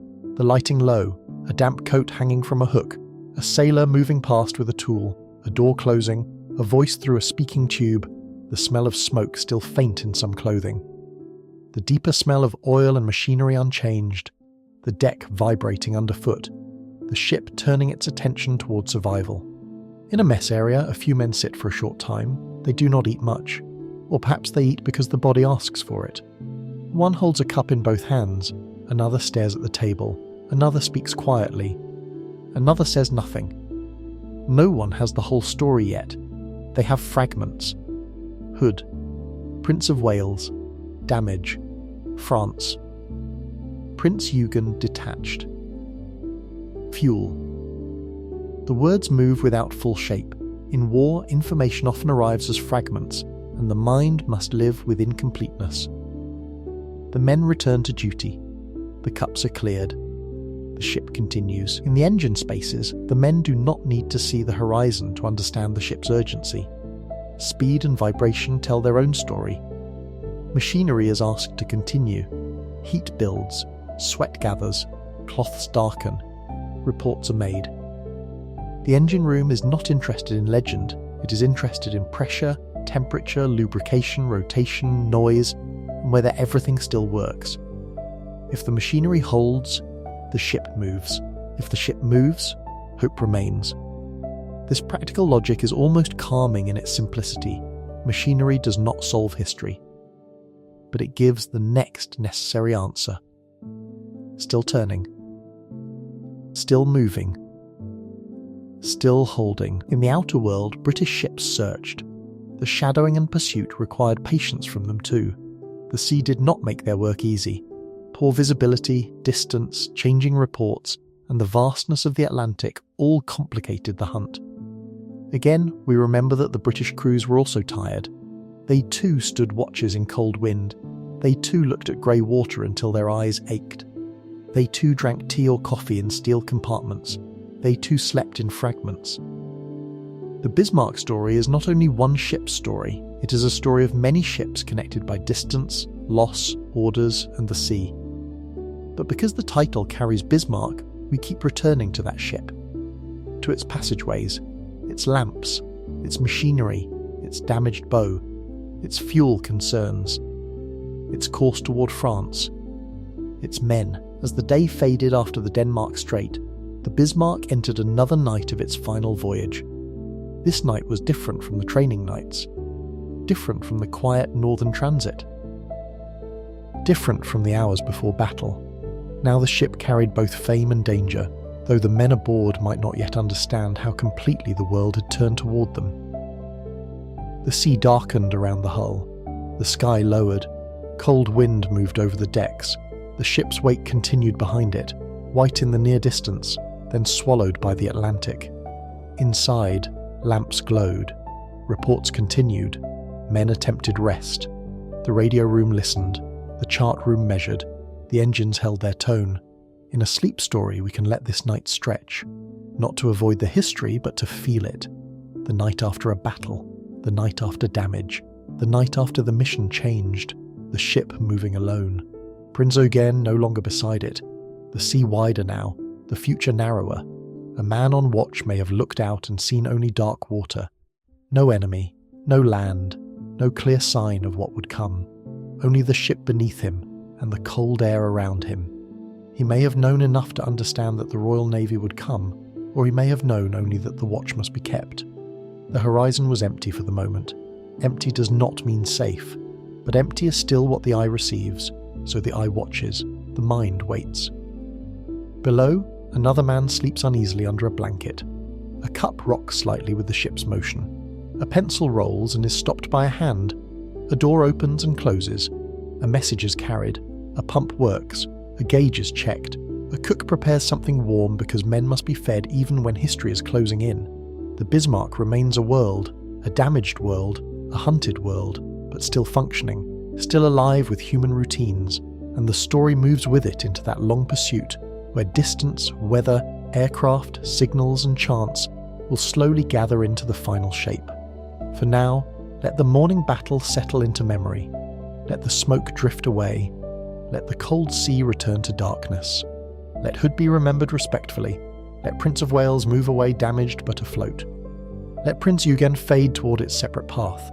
Let Bismarck continue alone, wounded but moving under the low Atlantic sky.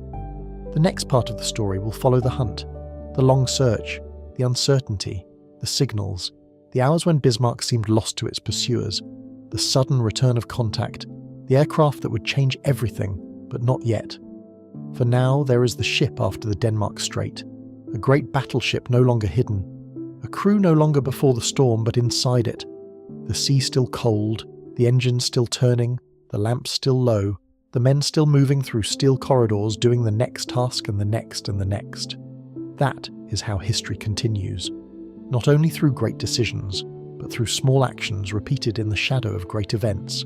A door secured, a note written, a pipe checked, a cup filled, a watch relieved, a blanket pulled closer, a chart marked, a radio signal copied.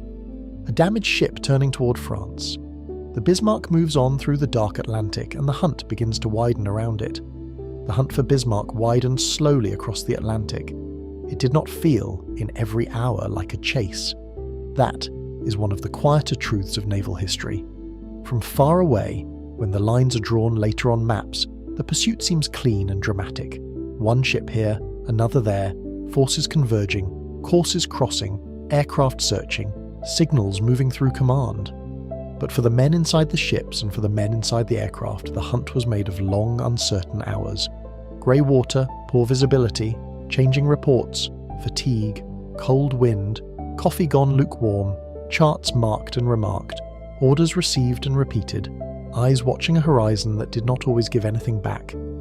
The Bismarck was damaged but still moving. It had survived the Denmark Strait. It had sunk HMS Hood. It had been hit by HMS Prince of Wales. It had lost fuel and taken damage forward. It had separated from Prince Eugen. And now it was heading toward the French coast, toward the possibility of repair, toward a port that might place it under the protection of German-controlled air power. But the Atlantic between the ship and safety was vast. The Royal Navy was gathering, not as a single wall but as many moving pieces: battleships, cruisers, destroyers, aircraft carriers, long-range aircraft, signals and reports, ships low on fuel, ships changing course, ships pushing through weather, men on bridges staring into grey distance trying to understand where the Bismarck was and where it would be.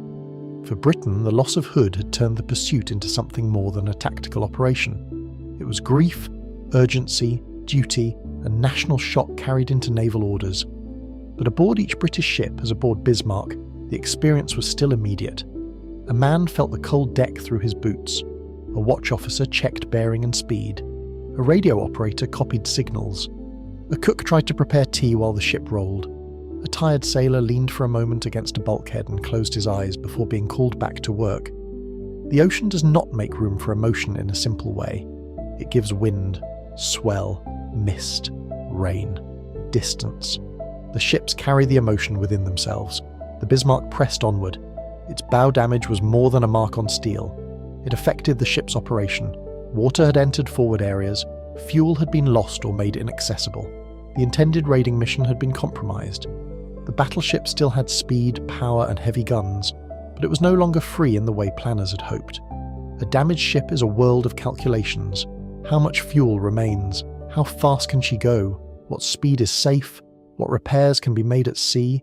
What compartments are wet? What pumps are working? How far to friendly waters? How close are the pursuers? What weather lies ahead? Every answer affects another question. And all of those questions are carried not only by commanders, but by ordinary men who feel the ship's condition in the atmosphere around them.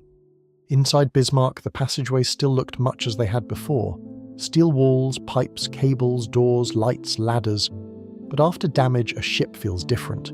There are areas with more movement, more men passing with tools, more reports, more caution, more dampness, more closed doors, more questions asked in low voices. The ship is the same, and not the same. A man may pass the same corner he passed the day before, but now it leads toward a part of the story he does not fully know. He may smell seawater where he did not smell it before. He may see a face darker with fatigue. He may hear a pump running. He may notice officers speaking more quietly than usual. The ship carries its wounds inward, not only in torn metal, but in mood. In the radio room, signals continued to matter. The Bismarck's commander, Admiral Gunther Lutyens, sent reports after the Denmark Strait action. Among the messages was a long transmission, and in the wider story of the hunt, radio signals and direction finding became important. To the men sending and receiving, however, the act was still practical. Equipment, headphones, paper, codes, static, a hand writing carefully, a voice confirming, a message moving into the invisible. There is something strangely intimate about radio at sea. A ship may be surrounded by thousands of square miles of water, unseen by any eye, and yet a signal can reach outward, or be heard, or be measured, or misunderstood, or become part of a larger picture assembled by people far away. The radio room is small, but it touches the world. A man inside it may not see the sky, may not see the pursuing ships, may not see the damage forward. He hears the war as sound, pattern and procedure, static, call signs, fragments, silence, then words, then silence again. In a sleep story, the radio room can be almost meditative. The glow of equipment, the close air, the focused listening, the pencil beside the hand, the ship moving underneath. The sea outside unseen but always present. The long Atlantic night enters through sound. For the British forces, the search was also a story of signals, reports from shadowing cruisers, calculations at command levels, interpretation, uncertainty. At one stage, Bismarck managed to break contact with its pursuers. This is an important part of the story and a quieter one. For a time, the British lost track of the ship. The great battleship, damaged but still dangerous, was somewhere in the Atlantic, but not precisely where it needed to be on the map. This lost contact created anxiety, confusion, and a widening search. The ocean had swallowed the ship into distance and weather. On paper, one can draw possible courses toward France, toward Norway, toward the open Atlantic. A ship can turn, a ship can alter speed, a ship can disappear behind the Earth's curve. Even something as large as Bismarck could become uncertain when the sea was large enough. On British bridges and in operations rooms, men worked through possibilities, fuel states, likely intentions, last known positions, speed estimates, courses, reports, time. The search became a matter of patience under pressure. Not knowing is tiring. It makes every report feel important. It makes every empty horizon feel heavier. It makes the map both useful and inadequate. The British ships spread their attention across the sea, and the Atlantic remained grey and immense. Aboard Bismarck during the period after contact was broken, there may have been a sense of temporary relief, or perhaps only continued tension. The ship was still damaged. It was still far from safety. But if the enemy no longer had firm contact, then the sea had given it a little space. A little space can feel like hope, not certainty, not freedom, only distance, weather, time, a chance. The crew still worked. No one could simply relax. But the atmosphere of being directly shadowed may have changed for a while. A man on watch might stare into the empty horizon and wonder whether they were alone. A man below might hear that contact had been lost by the enemy and feel a small easing in the chest. Another might distrust the news. Another might never hear it clearly. Rumour aboard a ship is like mist. It moves, it changes shape, it clings to corners. Some of it is true, some of it is incomplete. Some of it is only the mind trying to make a story before the facts arrive. The Bismarck continued toward France. The engines worked. The sea passed along the hull. The damaged bow met the water again and again. Every mile mattered. Every hour mattered. Yet hours at sea, even urgent hours, can feel strangely repetitive. The same grey water, the same vibration, the same lights, the same food, the same faces, the same watches. Only the knowledge behind them changes. A sailor may stand in a passageway and feel that nothing is happening, while at the same time the whole fate of the ship is narrowing somewhere beyond his sight. That is one of the reasons history can feel dreamlike when told slowly. Inside great events, people often experience waiting. The Bismarck's crew lived in that waiting now, waiting for reports, waiting for the next contact, waiting for aircraft, waiting for land-based air cover that was still too far away, waiting for the coastline of safety, though the word safety in war is never complete, waiting for the ship to keep holding together, waiting for the sea to remain kind enough. In the machinery spaces, waiting was active. Men watched gauges, pressures, temperatures, and vibration. The machinery did not care about maps or grief. It cared about operation, steam, fuel, lubrication, heat, rotation. The ship's movement depended on men who were often invisible in the grand telling of naval battles. Engine room crews do not see much horizon. They do not stand in the famous photographs. They live in heat, sound, and procedure. Their sea is the ship itself. A pipe sweating, a gauge needle, a valve hand wheel, a floor slick with oil or condensation, a shouted instruction, a cloth tucked into a belt. The warm metallic air that makes the upper deck cold seem almost unbelievable. The Bismarck's final voyage was carried by those men as surely as by officers on the bridge. A ship can have the finest guns in the world, but without its machinery, spaces alive and tended, it becomes a drifting object.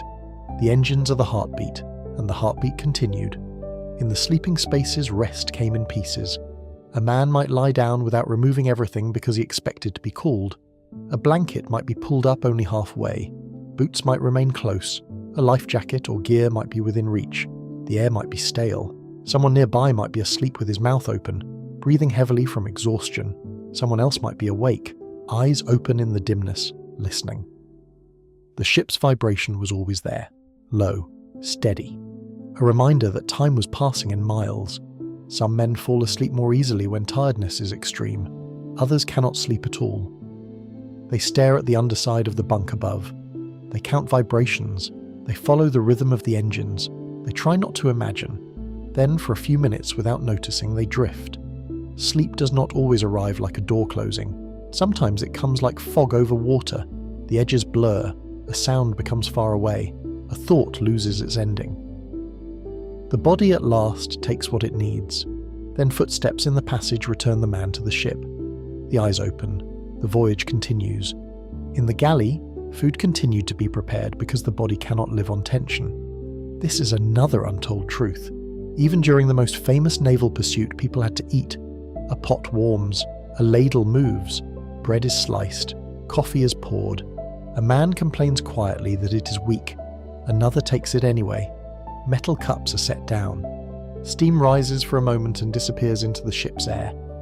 A cook may know less about the strategic picture than others, but he knows when men return hungry, silent, or pale. He knows when the mess room is louder or quieter than usual. Food becomes a way of measuring mood. After the Denmark Strait, after the damage, during the pursuit, the meals aboard Bismarck would have belonged to that strange category of ordinary things happening under extraordinary pressure. A cup filled, a spoon lifted, a man eating because there may not be time later. Another pushing food aside because his stomach has tightened. Another saving a piece of bread for someone still on duty. No grand statement. Only the small continuation of life. The British pursuit, meanwhile, stretched across weather and fatigue. Ships such as King George V, Rodney, Norfolk, Suffolk, and others became part of the larger operation. The aircraft carrier Ark Royal, with Force H from Gibraltar, would soon become decisive. But before that decisive moment, there were searches. Orders, course changes, fuel worries, tired crews. The Royal Navy had to find Bismarck before it reached cover. This was not easy. The Atlantic is large enough to humble certainty. In operations rooms ashore and aboard ships, men worked with plots, positions, arrows, estimated speeds, reports, corrections. A single assumption could send a searchline in the wrong direction.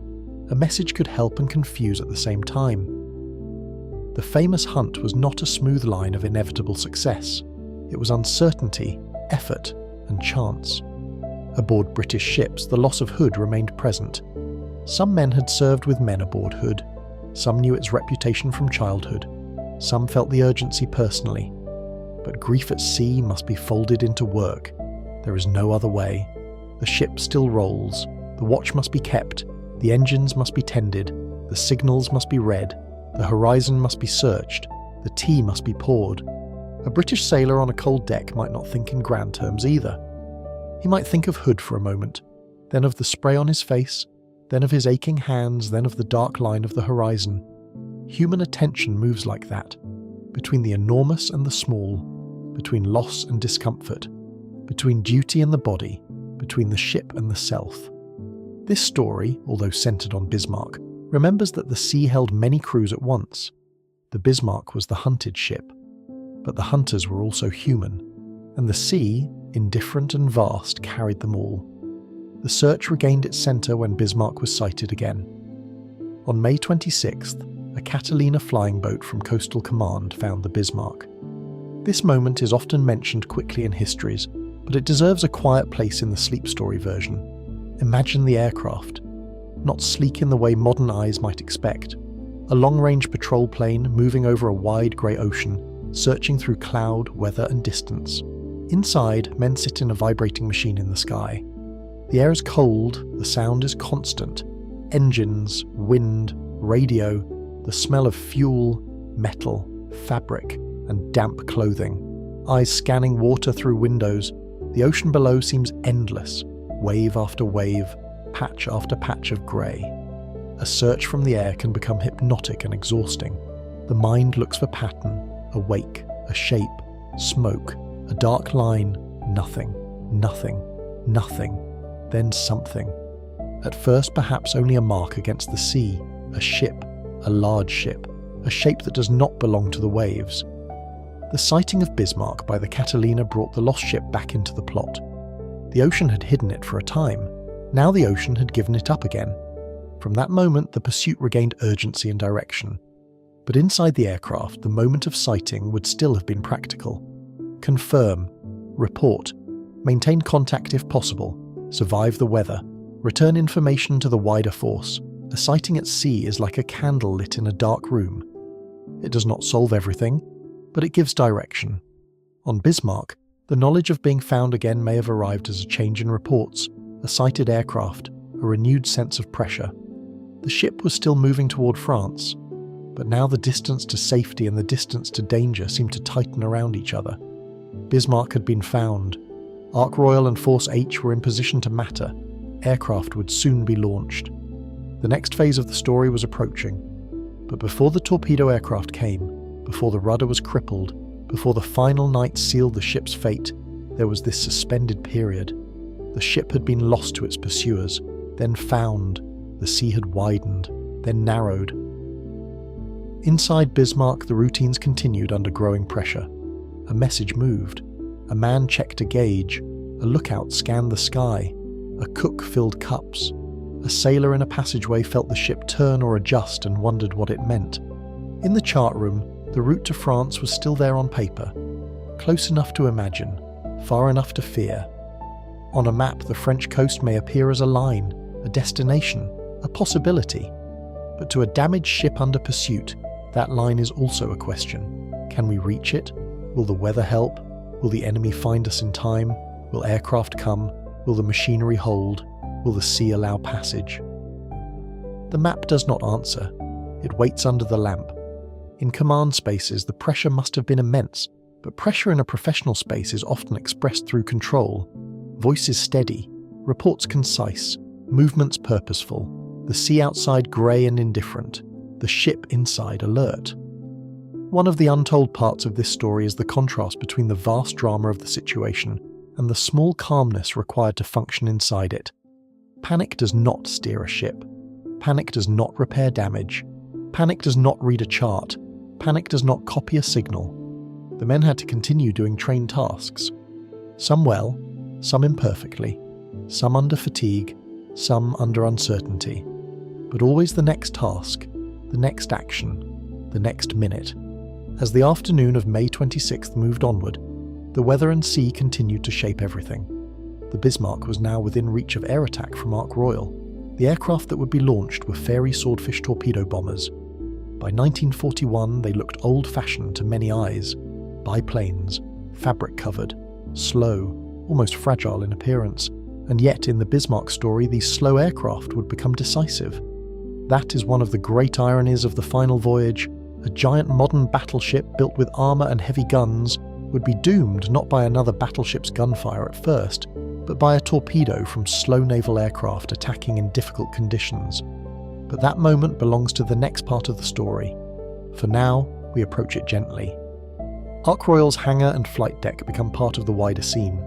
Men preparing aircraft, crews checking equipment, torpedoes handled with care, engines ready, weather considered, orders understood, the carrier itself moving through the sea with Force H.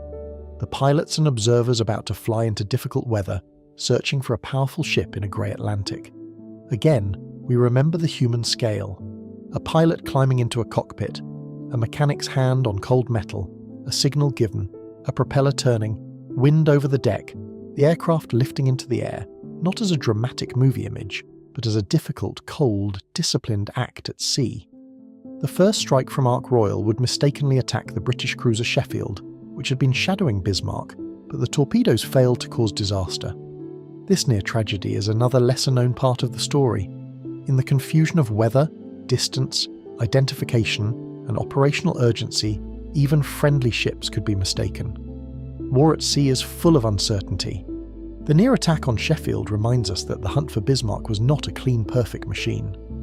It was human, imperfect, dangerous, filled with fog, mistaken identity, equipment problems, and luck. The Sheffield survived that mistaken attack, and later information from Sheffield would help guide the next strike. But for our calm narration, the important thing is the atmosphere of uncertainty. Aircraft searching in difficult weather, ships moving under low sky, signals trying to keep order, men doing their best inside an enormous grey confusion. The ocean makes certainty fragile.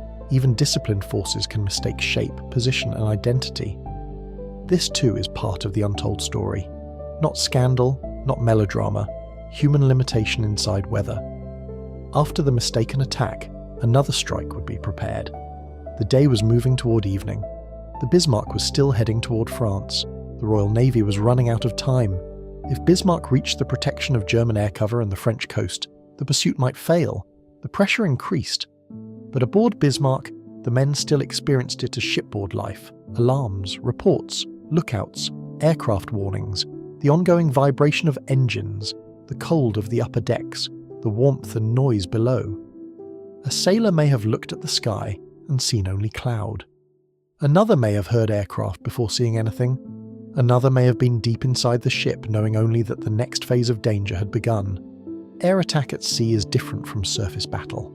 It comes from above, through cloud and weather. For a battleship, aircraft are small but dangerous. They move in ways ships cannot. They appear from grey sky. They force attention upward. The Bismarck had anti-aircraft defences, but the conditions and the nature of the swordfish attack would make the evening decisive. Again, that belongs fully to the next block, but we can feel its approach. The ship moving through the late day, the sky lowering, the sea darkening. The crew tired from battle, damage control, pursuit and uncertainty. The men at stations once more. The chart still showing France ahead, the engines still carrying hope forward. The radio room still listening, the British aircraft preparing. The hunter and hunted connected now by weather, timing, and the narrowing distance before night. Let the image settle. Bismarck in the Atlantic on May 26th. Damaged, hunted, but still moving. A great ship under a grey sky, its wake trailing behind, its crew inside steel compartments, its destination still possible but no longer secure. Around it, unseen forces gather. British ships moving through cold water, aircraft carriers launching planes, cruisers shadowing, signals passing. Men on all sides, tired, focused and uncertain. The sea holds them all in dim light. This is the long hunt. Not constant action, not simple drama, but a slow tightening, a vast ocean becoming a narrowing room. The Bismarck had once seemed to disappear into distance. Now it had been found again. The clock of the final voyage began to feel heavier. Evening approached. The air grew colder. The lamps inside the ship became warmer by contrast. A man below decks might wrap both hands around a cup and feel the vibration through the metal table. A man on watch might pull his collar higher. A radio operator might listen with painful concentration. An engineer might wipe sweat from his face in a hot compartment while the sea outside grew dark. A commander might look at the chart and understand the shrinking margin. The ship continued. The engines continued. The sea continued. And above the horizon, from the deck of Ark Royal, slow aircraft would soon rise into the grey Atlantic air, carrying the next turning point of the Bismarck story. For now, we leave the ship in that suspended hour. Found again. Still moving. Not yet crippled. Not yet in its final circle. The ocean darkening around it. The route to France still ahead. The Royal Navy closing, the weather low. The crew tired. The ship alive with machinery, signals and waiting. Every famous ending has this kind of hour. The hour before the decisive accident. The hour before the small strike that changes the large story. The hour when people continue ordinary tasks, not knowing exactly which moment will be remembered later. A cup is set down. A message is copied. A torpedo is loaded. A lamp is adjusted. A course is held. A lookout watches the grey sky. The Bismarck moves forward into evening, and the next part of the story waits in the clouds. Evening came slowly over the Atlantic, not as a clear sunset, not as a warm fading of the day, but as a gradual darkening of grey upon grey. Cloud lowered toward the sea. The horizon became less certain. The water took on a heavier colour, somewhere between iron, slate and black.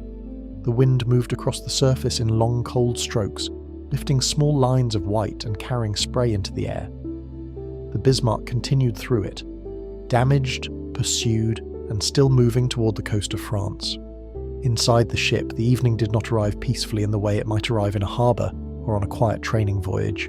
It arrived through reports, through the changing light in narrow windows, through the shift in lamps as daylight lost its usefulness, through the deepening awareness that the next hours mattered. The ship was still alive with machinery, still warm in some compartments, still cold in others, still filled with the rhythm of men doing what they could do. The route ahead remained possible, not certain, not easy, but possible. And sometimes possibility is enough to keep a ship moving. In the chart spaces, France lay ahead as a line on paper, nearer than before but not near enough. The distance had become more than distance. It was time, it was fuel, it was weather. It was whether the enemy could stop the ship before air cover and harbour came within reach. The pencil lines on the chart held all of that quietly. A coast drawn in ink, a course marked by hand, a ruler, dividers, notes, positions, distances, all of them simple objects, holding a pressure too large for paper. In the radio spaces, the air remained close. Operators listened through static and signal, through the invisible movements of ships and aircraft. The equipment glowed faintly. The paper waited. The pencil moved when required. A chair creaked softly beneath a tired man. His headphones pressed around his ears. The ship vibrated through the room. He might not see the sky. He might not see the sea. He might not see the aircraft preparing beyond the horizon. But he listened to distance. And distance, on this evening, was becoming crowded. The Royal Navy had regained contact. Bismarck was no longer only a possible position on a map. It was a target moving through real water, watched, pursued, and now within reach of air attack. From the aircraft carrier Ark Royal, Swordfish torpedo bombers were prepared for another strike. The earlier mistaken attack on Sheffield had shown how difficult the situation was. Cloud, rain, poor visibility, ship identification, urgency, fatigue, the rolling sea, the limits of equipment and human perception. All of it made the ocean a place where mistakes could happen. But the hunt continued. The men aboard Ark Royal had their own cold evening, their own wet deck, their own lamps, their own routines, their own fatigue. The Swordfish aircraft looked almost out of time even then. Biplanes with open cockpits, struts, wires, and fabric surfaces, slower than many aircraft of the war, less sleek than the machines that people imagine when they think of speed and modernity. And yet their slowness, their handling, their ability to fly in difficult conditions from a carrier deck would make them part of this famous story. Aboard the carrier, hands moved over cold metal. Crews prepared torpedoes, engines were checked, pilots and observers climbed into aircraft. The wind over the deck was cold and wet. The sea lifted the carrier beneath them. The air smelled of fuel, oil, salt, and rain. A carrier flight deck at sea is never a still place. It is a moving platform on a moving ocean under a moving sky. To launch aircraft from it requires discipline and trust in procedures practiced many times. A signal, an engine turning, a propeller becoming a blur. Men crouched or moved aside. The aircraft beginning its run, the deck beneath it rising and falling with the ship, then the sudden release into air. One by one, the Swordfish rose into the grey evening. Slow shapes against low cloud, small compared with the ocean, small compared with Bismarck, small compared with the forces moving around them. But history does not always turn on what appears largest. Sometimes it turns on something slow, fragile-looking, and persistent. The aircraft flew through difficult weather toward the Bismarck. For the crews inside them, the experience was not a clean line on a map. It was vibration, cold, wind, spray, cloud, the engine's steady pull, the smell of fuel, hands on controls, eyes searching, the sea below changing shape beneath gaps in the cloud. A dark patch might be only water, a line might be wake, a shape might be a ship might be the wrong ship. The mind had to search, compare, confirm. The mission was urgent, but the air itself was slow and uncertain.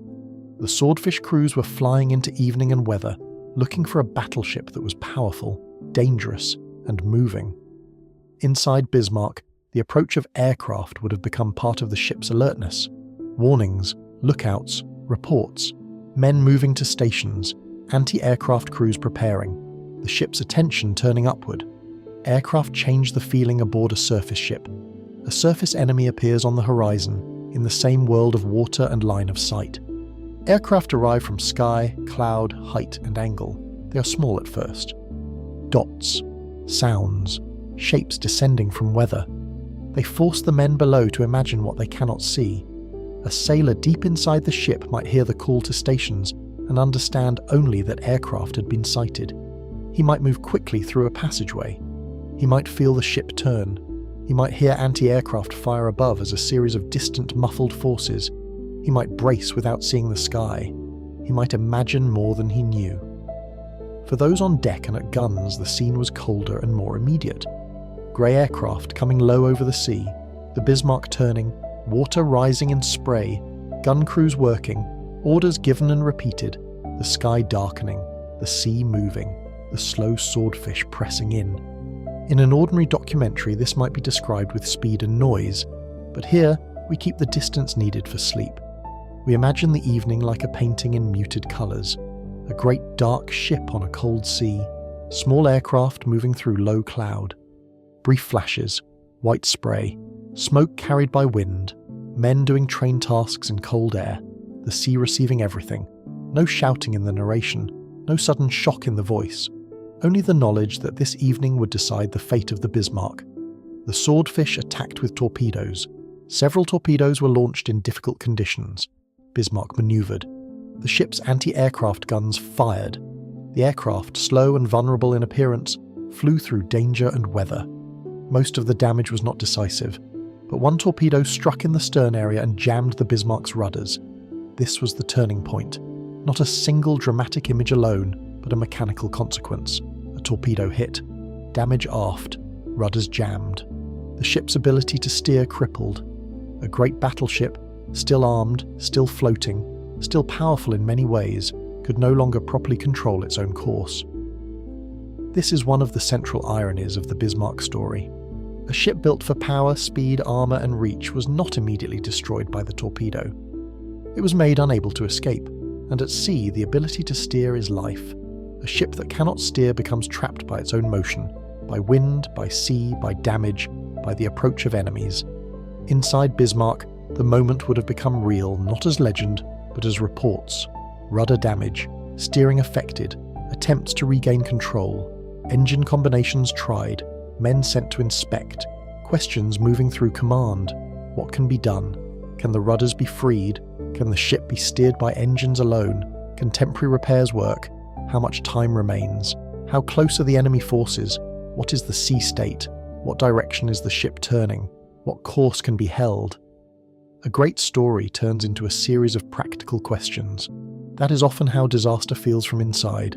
Not one complete understanding, but many urgent fragments. A compartment, a report, a tool, a voice, a gauge, a hand on metal, a command passed along. At the stern, where the damage lay, the situation was extremely difficult. The sea was cold, the ship was moving, the structure damaged, the conditions dangerous. Attempts were made to deal with the jammed rudders, but the damage could not be overcome in time. The ship was left turning, unable to make the course it needed toward France. Imagine the feeling aboard. Not panic in every space, not immediate collapse, but the spreading knowledge that something fundamental had changed. A man might hear that the steering was damaged and not understand the full significance at first. Another might understand immediately and become very quiet. A man in machinery spaces might feel engine orders change as attempts were made to use the engines to influence the ship's heading. A man on the bridge might watch the ship's course refuse to become what it needed to be. A man in a sleeping space might hear footsteps, voices, and a change in the ship's motion and open his eyes. The ship was still afloat, still formidable, still filled with men and machinery. But the route to safety had become almost impossible. The Atlantic, already wide and hostile, now seemed to close around the damaged stern. The Bismarck could not run as it needed to run. The Royal Navy was closing, night descended, and the ship entered its last night. This is the part of the story that belongs most naturally to this channel, not because it is easy, not because it is happy, but because it is quiet in the historical record compared with the famous battle that followed. The last night aboard Bismarck was not a simple pause. It was a night of work, attempts, signals, preparation, fatigue, and the heavy awareness that the morning would bring more.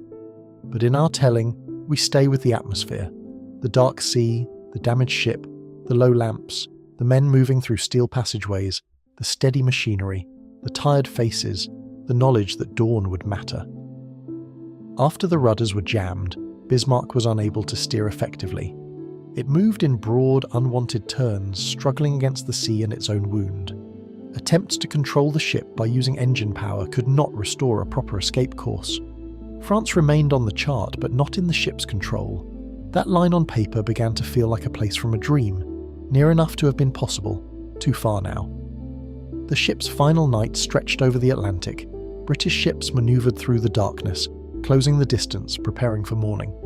Destroyers made contact during the night and harassed Bismarck. There were torpedo attacks in the dark, difficult conditions, and the ship remained under pressure. But we do not narrate this as a loud nighttime action scene. We keep to the larger, slower feeling. Small ships in darkness, a damaged battleship unable to escape, cold water, signals, flares or flashes at distance, the sea rising and falling, men at stations, men exhausted, the night refusing to end quickly. The British destroyers were persistent and their crews were also tired, wet and cold. They approached a powerful ship in darkness and rough water, guided by orders, courage and uncertainty. A destroyer in heavy seas near a battleship has its own vulnerability. Those men too lived inside fragments, a wet deck, a dark shape, a bearing, a torpedo order, spray, cold hands, the distant bulk of Bismarck, the knowledge of Hood behind them and the morning ahead. The Bismarck's crew, on the other hand, lived inside a ship whose fate was becoming clear. The rudders remained jammed. The steering could not be restored. The ship could fight, but not flee. This difference matters. To fight without the possibility of true maneuver is to feel the narrowing of the world. The ocean becomes a circle. The night becomes a waiting room. Inside the ship, men would have prepared as best they could. Ammunition, stations, damage control, medical spaces, communications, machinery. Final checks. The practical work of a ship continues even when hope is thin. Perhaps especially then. A man may be frightened. A man may be exhausted. A man may understand too much or not enough, but the next task still exists. Carry this. Close that. Check this. Report there. Stand by. Wait. Duty can be a structure when the mind has nowhere else to stand. In command spaces, the atmosphere must have been heavy. Admiral Lutjen sent a message indicating the ship would fight to the last, and Bismarck's situation was understood as desperate. There is no need to romanticize this, no need to make it grand. It is enough to say that the ship's leadership knew the position was grave, and the crew gradually felt that knowledge moved through the vessel. Messages at such moments are not only information, they are shadows. They pass through rooms before everyone hears the words. The ship becomes quieter in some places, louder in others. Men who are joking stop joking. Men who are silent remain silent. Some write. Some sleep because the body shuts down under strain. Some pray. Some check equipment again and again. Some think of home. Some do not allow themselves to think beyond the next duty. The last night on a ship at sea is made of many private nights. Each man inhabits his own. One man might sit beside a locker and take out a photograph. Another might fold a letter he has not finished. Another might share a cigarette in a place where smoke is allowed, speaking little. Another might stand watch and stare into darkness until the eyes ache. Another might be deep in the ship, surrounded by heat and machinery, knowing the situation only through orders and the tone of voices. Another might try to sleep, not because he feels calm, but because exhaustion is stronger than fear. The ship holds all of them. The sea outside is dark. The night does not ask what each man feels, it only continues. Wind moves over the deck. Water strikes the hull. The damaged stern carries its wound through the sea. The engines continue to answer orders as best they can. The rudders remain the central problem, the mechanical fact around which the future now turns. A stuck rudder sounds almost small as a phrase. 2 words, stuck rudder, jammed rudders. But inside those words is the fate of the ship, not because the ship sank immediately, not because all power vanished, but because the path forward vanished. This is why details matter in history. A great battleship's fate can depend on a damaged mechanism in cold water at the stern. A torpedo not destroying the ship outright, but robbing it of direction. Direction is everything at sea. Without it, speed becomes circular, power becomes trapped, distance to safety becomes irrelevant if the ship cannot choose its line. The Bismarck continued through the night, but no longer as a ship moving freely toward France. It was held by its own damage. In the sleeping compartments, perhaps the lights were dim. Perhaps some men lay down for minutes. The air would have been thick with fatigue. Boots close by, coats close by, the knowledge of morning close by.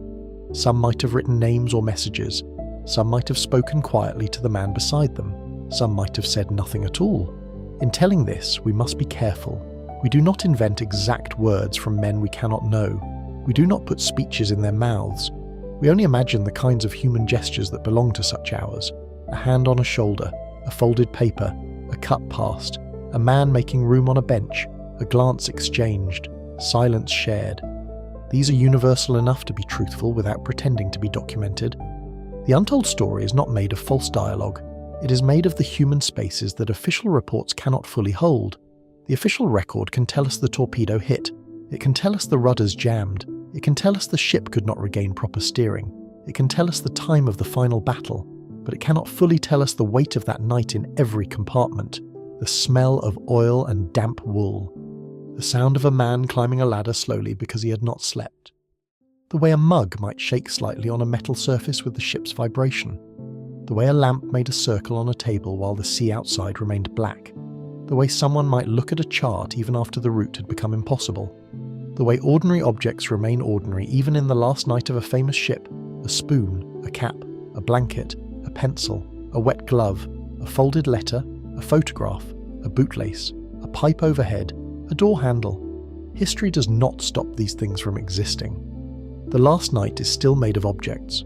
Aboard the British ships, the night also stretched. The pursuing forces knew Bismarck had been crippled. Now the task was to maintain contact and prepare for the final engagement. But even on the hunting side, there was fatigue. Men had been at sea, under pressure, dealing with weather, fuel concerns, and the urgency of finding and stopping Bismarck. They did not live inside victory yet. They lived inside the night before battle. A sailor aboard King George V or Rodney might try to sleep and fail. A man in a turret or engine space might prepare equipment. A watch officer might calculate the morning. A cook might make tea because tea is part of how British ships endure long nights. The sea held both sides in darkness. The Bismarck damaged and turning, the British ships closing, the destroyers watching and attacking through the night, the dawn waiting beyond cloud. For sleep, we let the night become wide and slow. The Bismarck's interior lights glow, the radio room hums, the machinery beats on, the deck is cold, the sea is black, the route to France fades, the men wait. In the chart room, perhaps the paper still shows the coast. Saint-Nazaire, or the approaches toward occupied France, may still be in the mind as a destination that had been intended. There is a special sadness in a destination that remains visible on paper but unreachable in reality. The map has not changed. The coastline is still drawn. The distances still make sense, but the ship cannot take the line. A damaged rudder has made the paper world impossible. A hand might rest on the chart. A pencil might be placed down. The lamp might glow just as it did before. This is how history becomes quiet and heavy. Nothing about the lamp has changed. Everything about the future has. In engineering spaces, attempts to manage the ship through engines alone continued, but the sea and damage gave little cooperation. The Bismarck could not be made to run straight towards safety. A large ship with damaged steering can sometimes be influenced by varying propeller speeds, but influence is not control. The ocean, the wind, the jammed rudders, and the ship's momentum all combined into a reality that could not be wished away. Men trained to solve problems faced a problem that would not yield. This is another human part of the story. Not only danger, frustration, the exhaustion of trying again, checking, reporting, thinking of another possibility, finding it insufficient, trying to keep machinery doing what can still be done, even when the larger outcome grows darker. The night becomes a series of attempts, none enough. Still, attempts matter. They are what people do against helplessness. They try. The Bismarck's crew tried. British forces tried to maintain contact. Aircraft crews had tried in bad weather. Destroyer crews tried through the dark. All across the Atlantic, men were trying inside machines under orders larger than themselves. The sea, meanwhile, remained itself. There is a kind of solemn calm in remembering that. The sea did not hate the Bismarck. It did not love the Royal Navy. It did not understand Hood. It did not understand revenge. It moved under wind and gravity.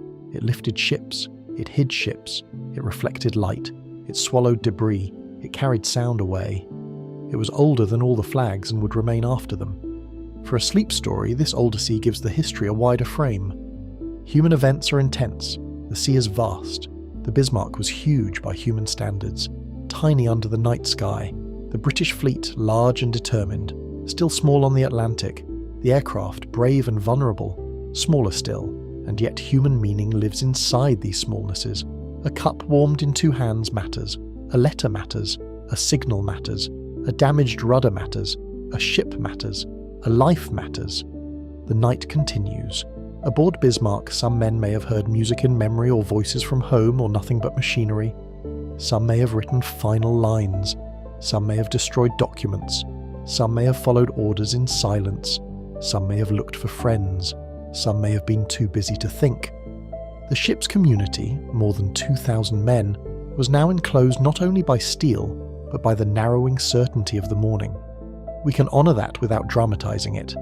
We can speak softly, a ship in its last night, a crew inside it, the sea around it, the enemy closing, the sky dark, the lamps low, the engine still turning, the steering lost. The outcome not yet completed, but deeply felt. In the medical spaces, preparations would have carried a different kind of quiet. Supplies arranged, bandages, stretchers, equipment, personnel ready. No one working there would need to be told that the next day could be severe.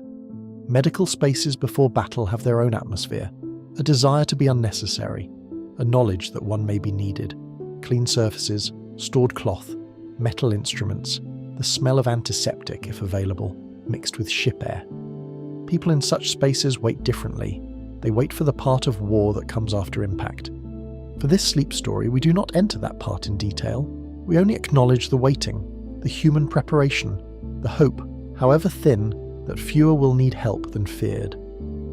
Elsewhere, ammunition and guns were prepared for the morning. Again, no need for technical spectacle.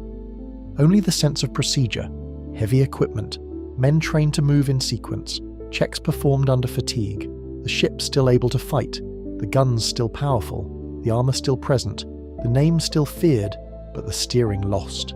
Power without direction. That phrase could be the quiet centre of Bismarck's last night. Power without direction.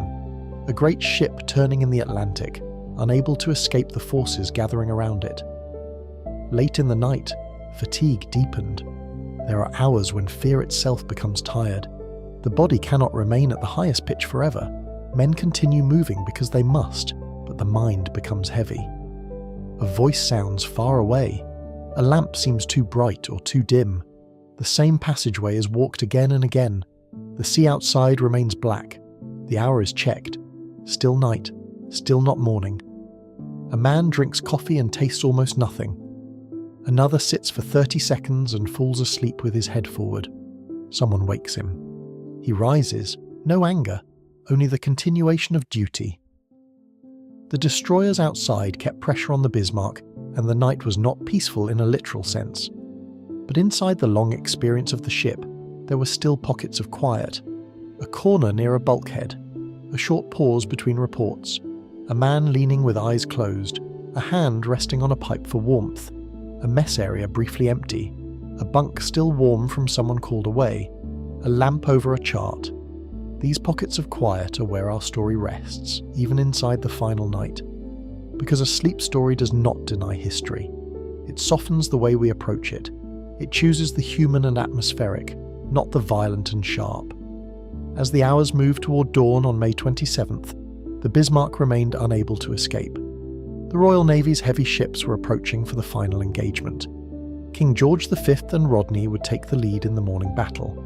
Other ships would be present. The final chapter was forming. The crew of Bismarck entered the last part of night with the knowledge, spoken or unspoken, that the next morning would be decisive. The sky beyond the ship remained dark, then slowly less dark. Clouds moved, the sea rolled, the wind stayed cold. In a ship at sea, dawn begins subtly, not with sunrise at first, with a paling of the black, with the outline of railings returning, with the sea becoming visible in patches, with the horizon changing from nothing to a line, with faces becoming clearer in outdoor stations, with interior lamps suddenly feeling more artificial. The last night of the Bismarck began to give way, minute by minute, to the last morning. Before we reach that morning, let the story linger one last time inside the ship. A passageway, low light, a door, the hum of ventilation, a man carrying a message, another standing aside to let him pass, a pair of gloves tucked into a belt, a cup left unfinished, a chart folded partly back, a signal copied, a tired face turned toward a speaker, the ship's voice moving through metal, the sea beyond the hull, a photograph in a locker, a blanket on a bunk, a pencil rolling with the motion and stopping against a raised edge. Small things still existing. Small things still holding the human shape of the ship.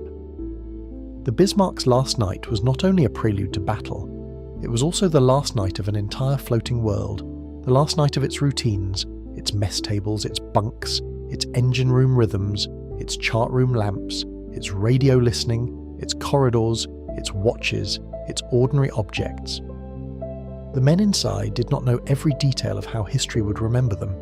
They knew the ship, the cold, the orders, the damage, the fatigue, the sea, the approaching morning.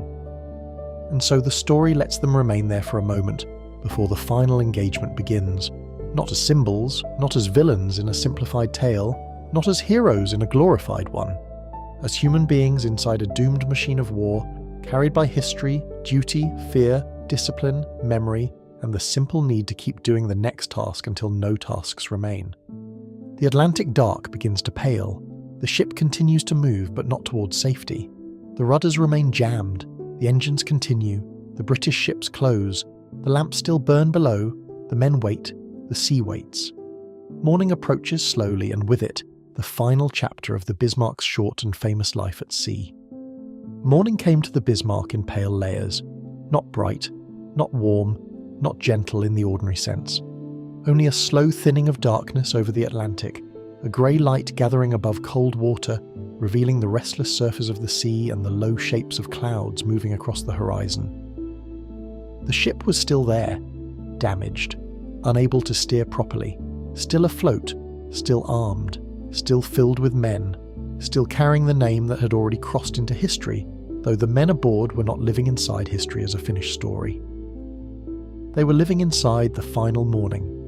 A morning of cold wind, tired faces, low voices, machinery, signals, and the heavy knowledge that the Royal Navy was closing. Below decks, the lamps still glowed. In some compartments, they were warmer than the light outside. Amber against steel, soft circles on tables, long shadows along passageways, the kind of light that makes tired eyes look older, the kind of light that seems to hold back the sea for a little while, even though the sea is everywhere around the hull. Men moved through those passageways with the slow efficiency of exhaustion. Some had slept for minutes, some had not slept at all. Some had been at stations through the night, some had worked near machinery, near damage, near radios, near guns, near charts, near equipment that had to be checked again and again. The body continues even when the mind is full. A hand fastens a strap, a boot finds the deck, a coat is pulled tighter, a cup is lifted, a report is repeated. A man steps aside in a narrow passage so another can pass. Nothing about those movements looks legendary. They are the movements of people inside a hard morning. The Bismarck's last day, May 27th, 1941, began with the ship no longer able to escape. The rudders remained jammed from the torpedo hit the previous evening.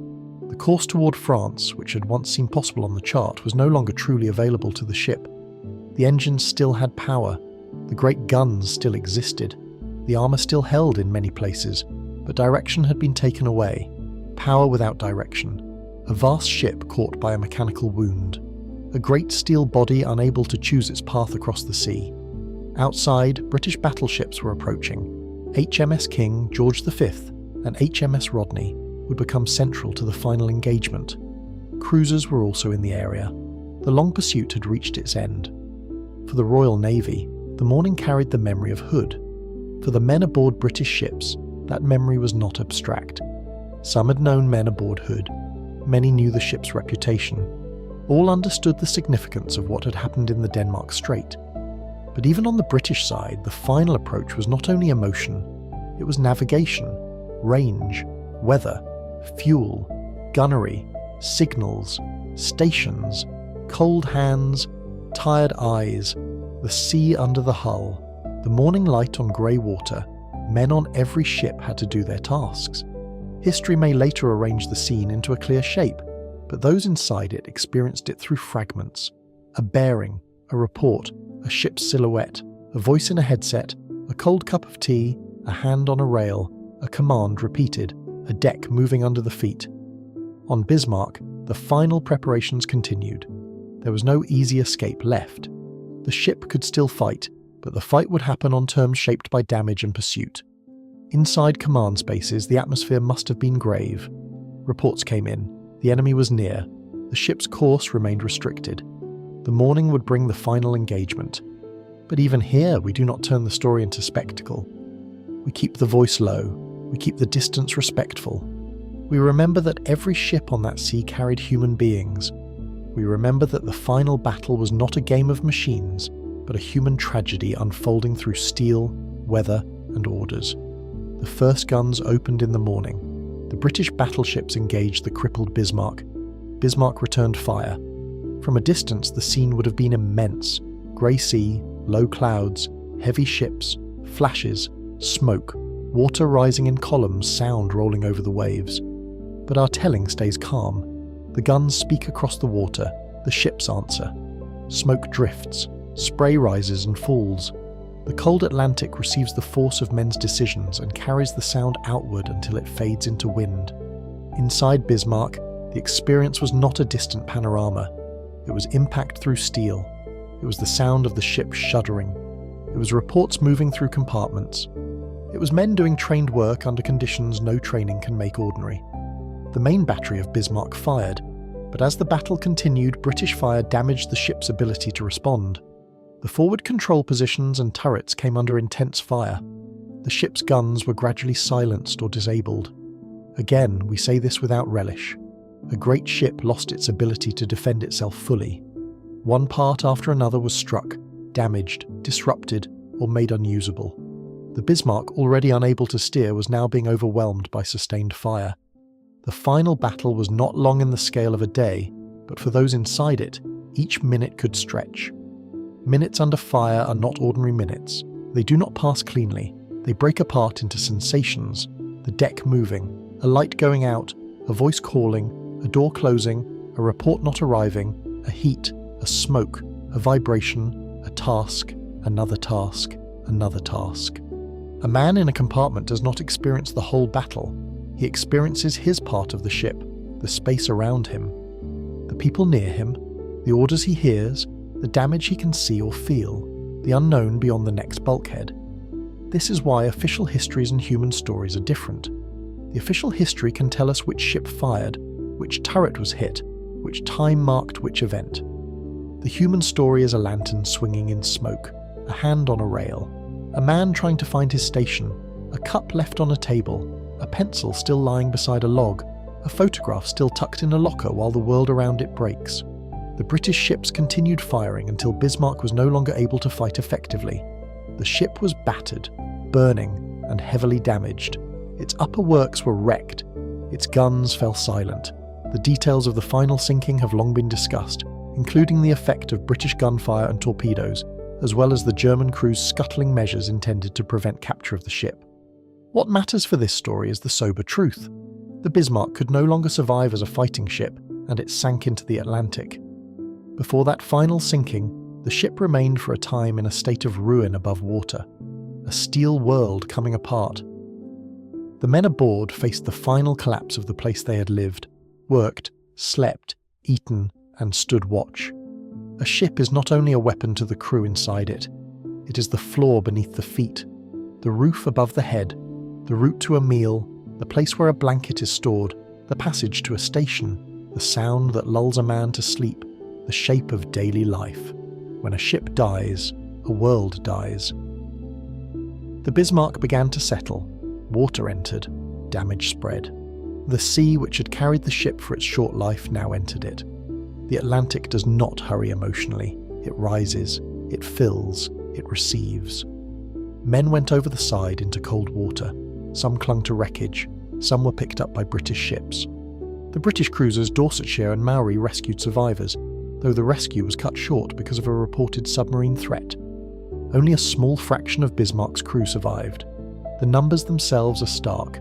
More than 2,000 men had sailed aboard. A little over 100 survived. We do not dwell on the suffering.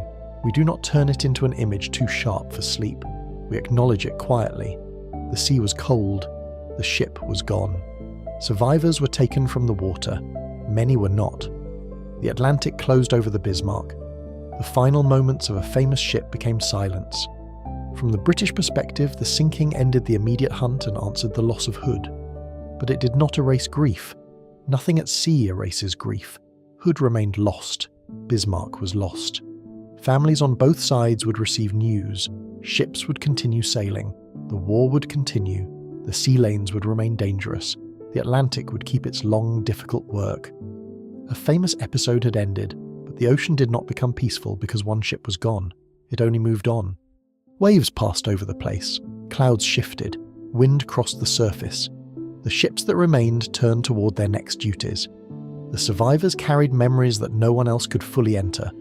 The dead became names, numbers, absences, letters unanswered, photographs kept, rooms changed by news.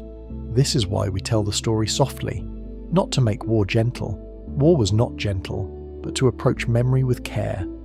The Bismarck story is often told through power, pursuit, battle, and sinking. Those are true parts.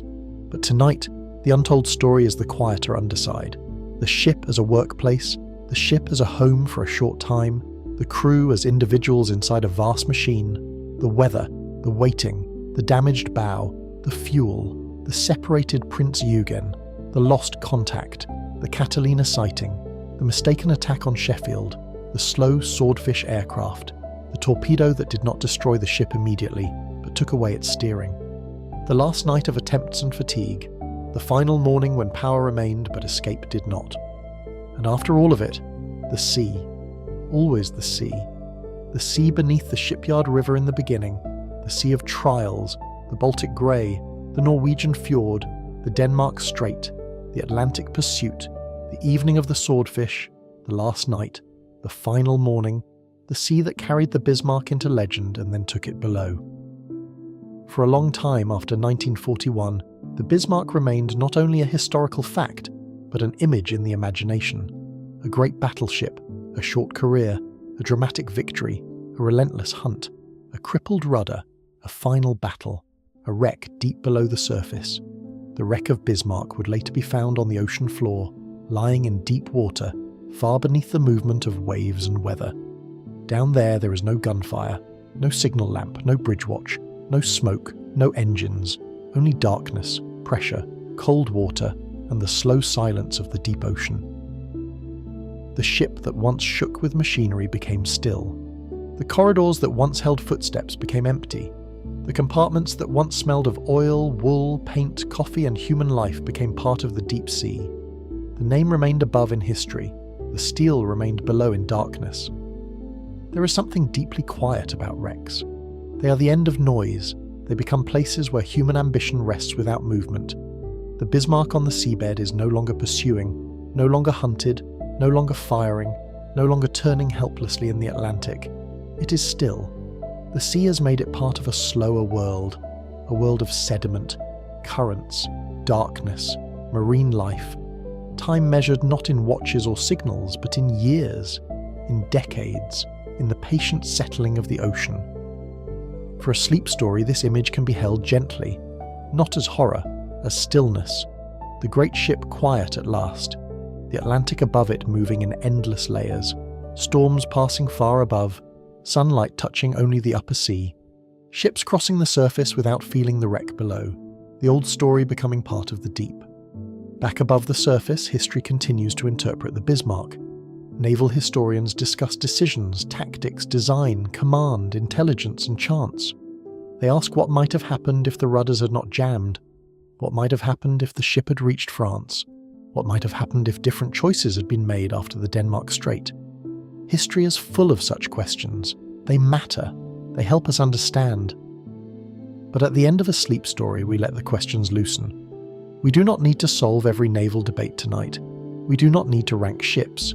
We do not need to turn tragedy into argument.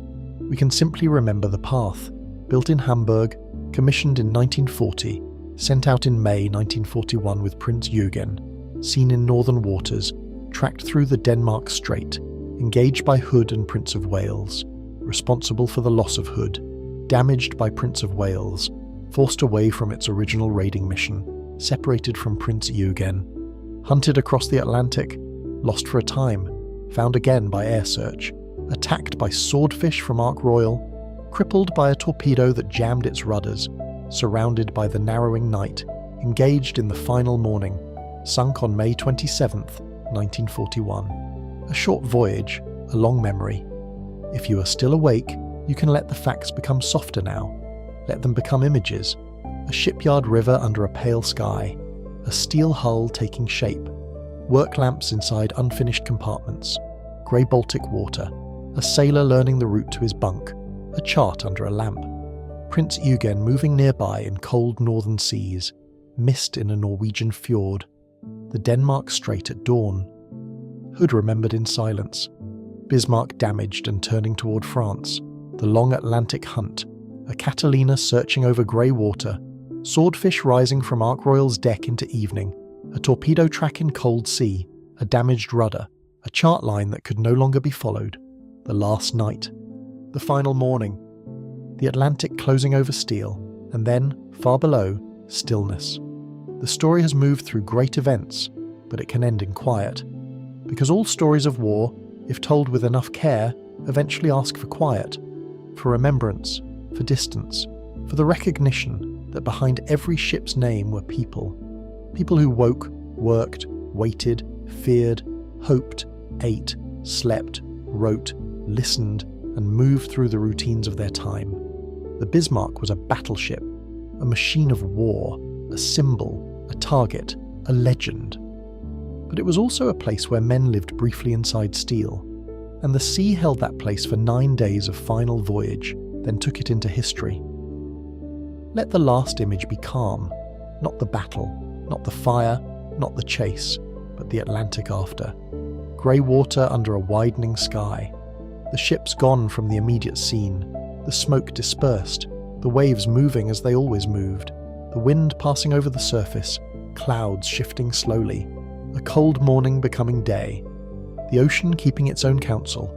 History in time becomes quieter, the sharp edges soften, the dates remain, the names remain, the lessons remain. But the noise fades. What stays sometimes is the feeling of a lamp in a chart room, a wake trailing behind a ship, a hand writing in a log, a man listening to radio static, the cold breath of the Atlantic, the low vibration of engines, the lonely shape of a vessel beneath a grey sky, the silence after. For you, listening now, there is nothing more you need to follow. The voyage has ended. The hunt has ended. The final morning has passed into memory. You do not need to hold the whole story. You can let it sink gently into the deep water of sleep.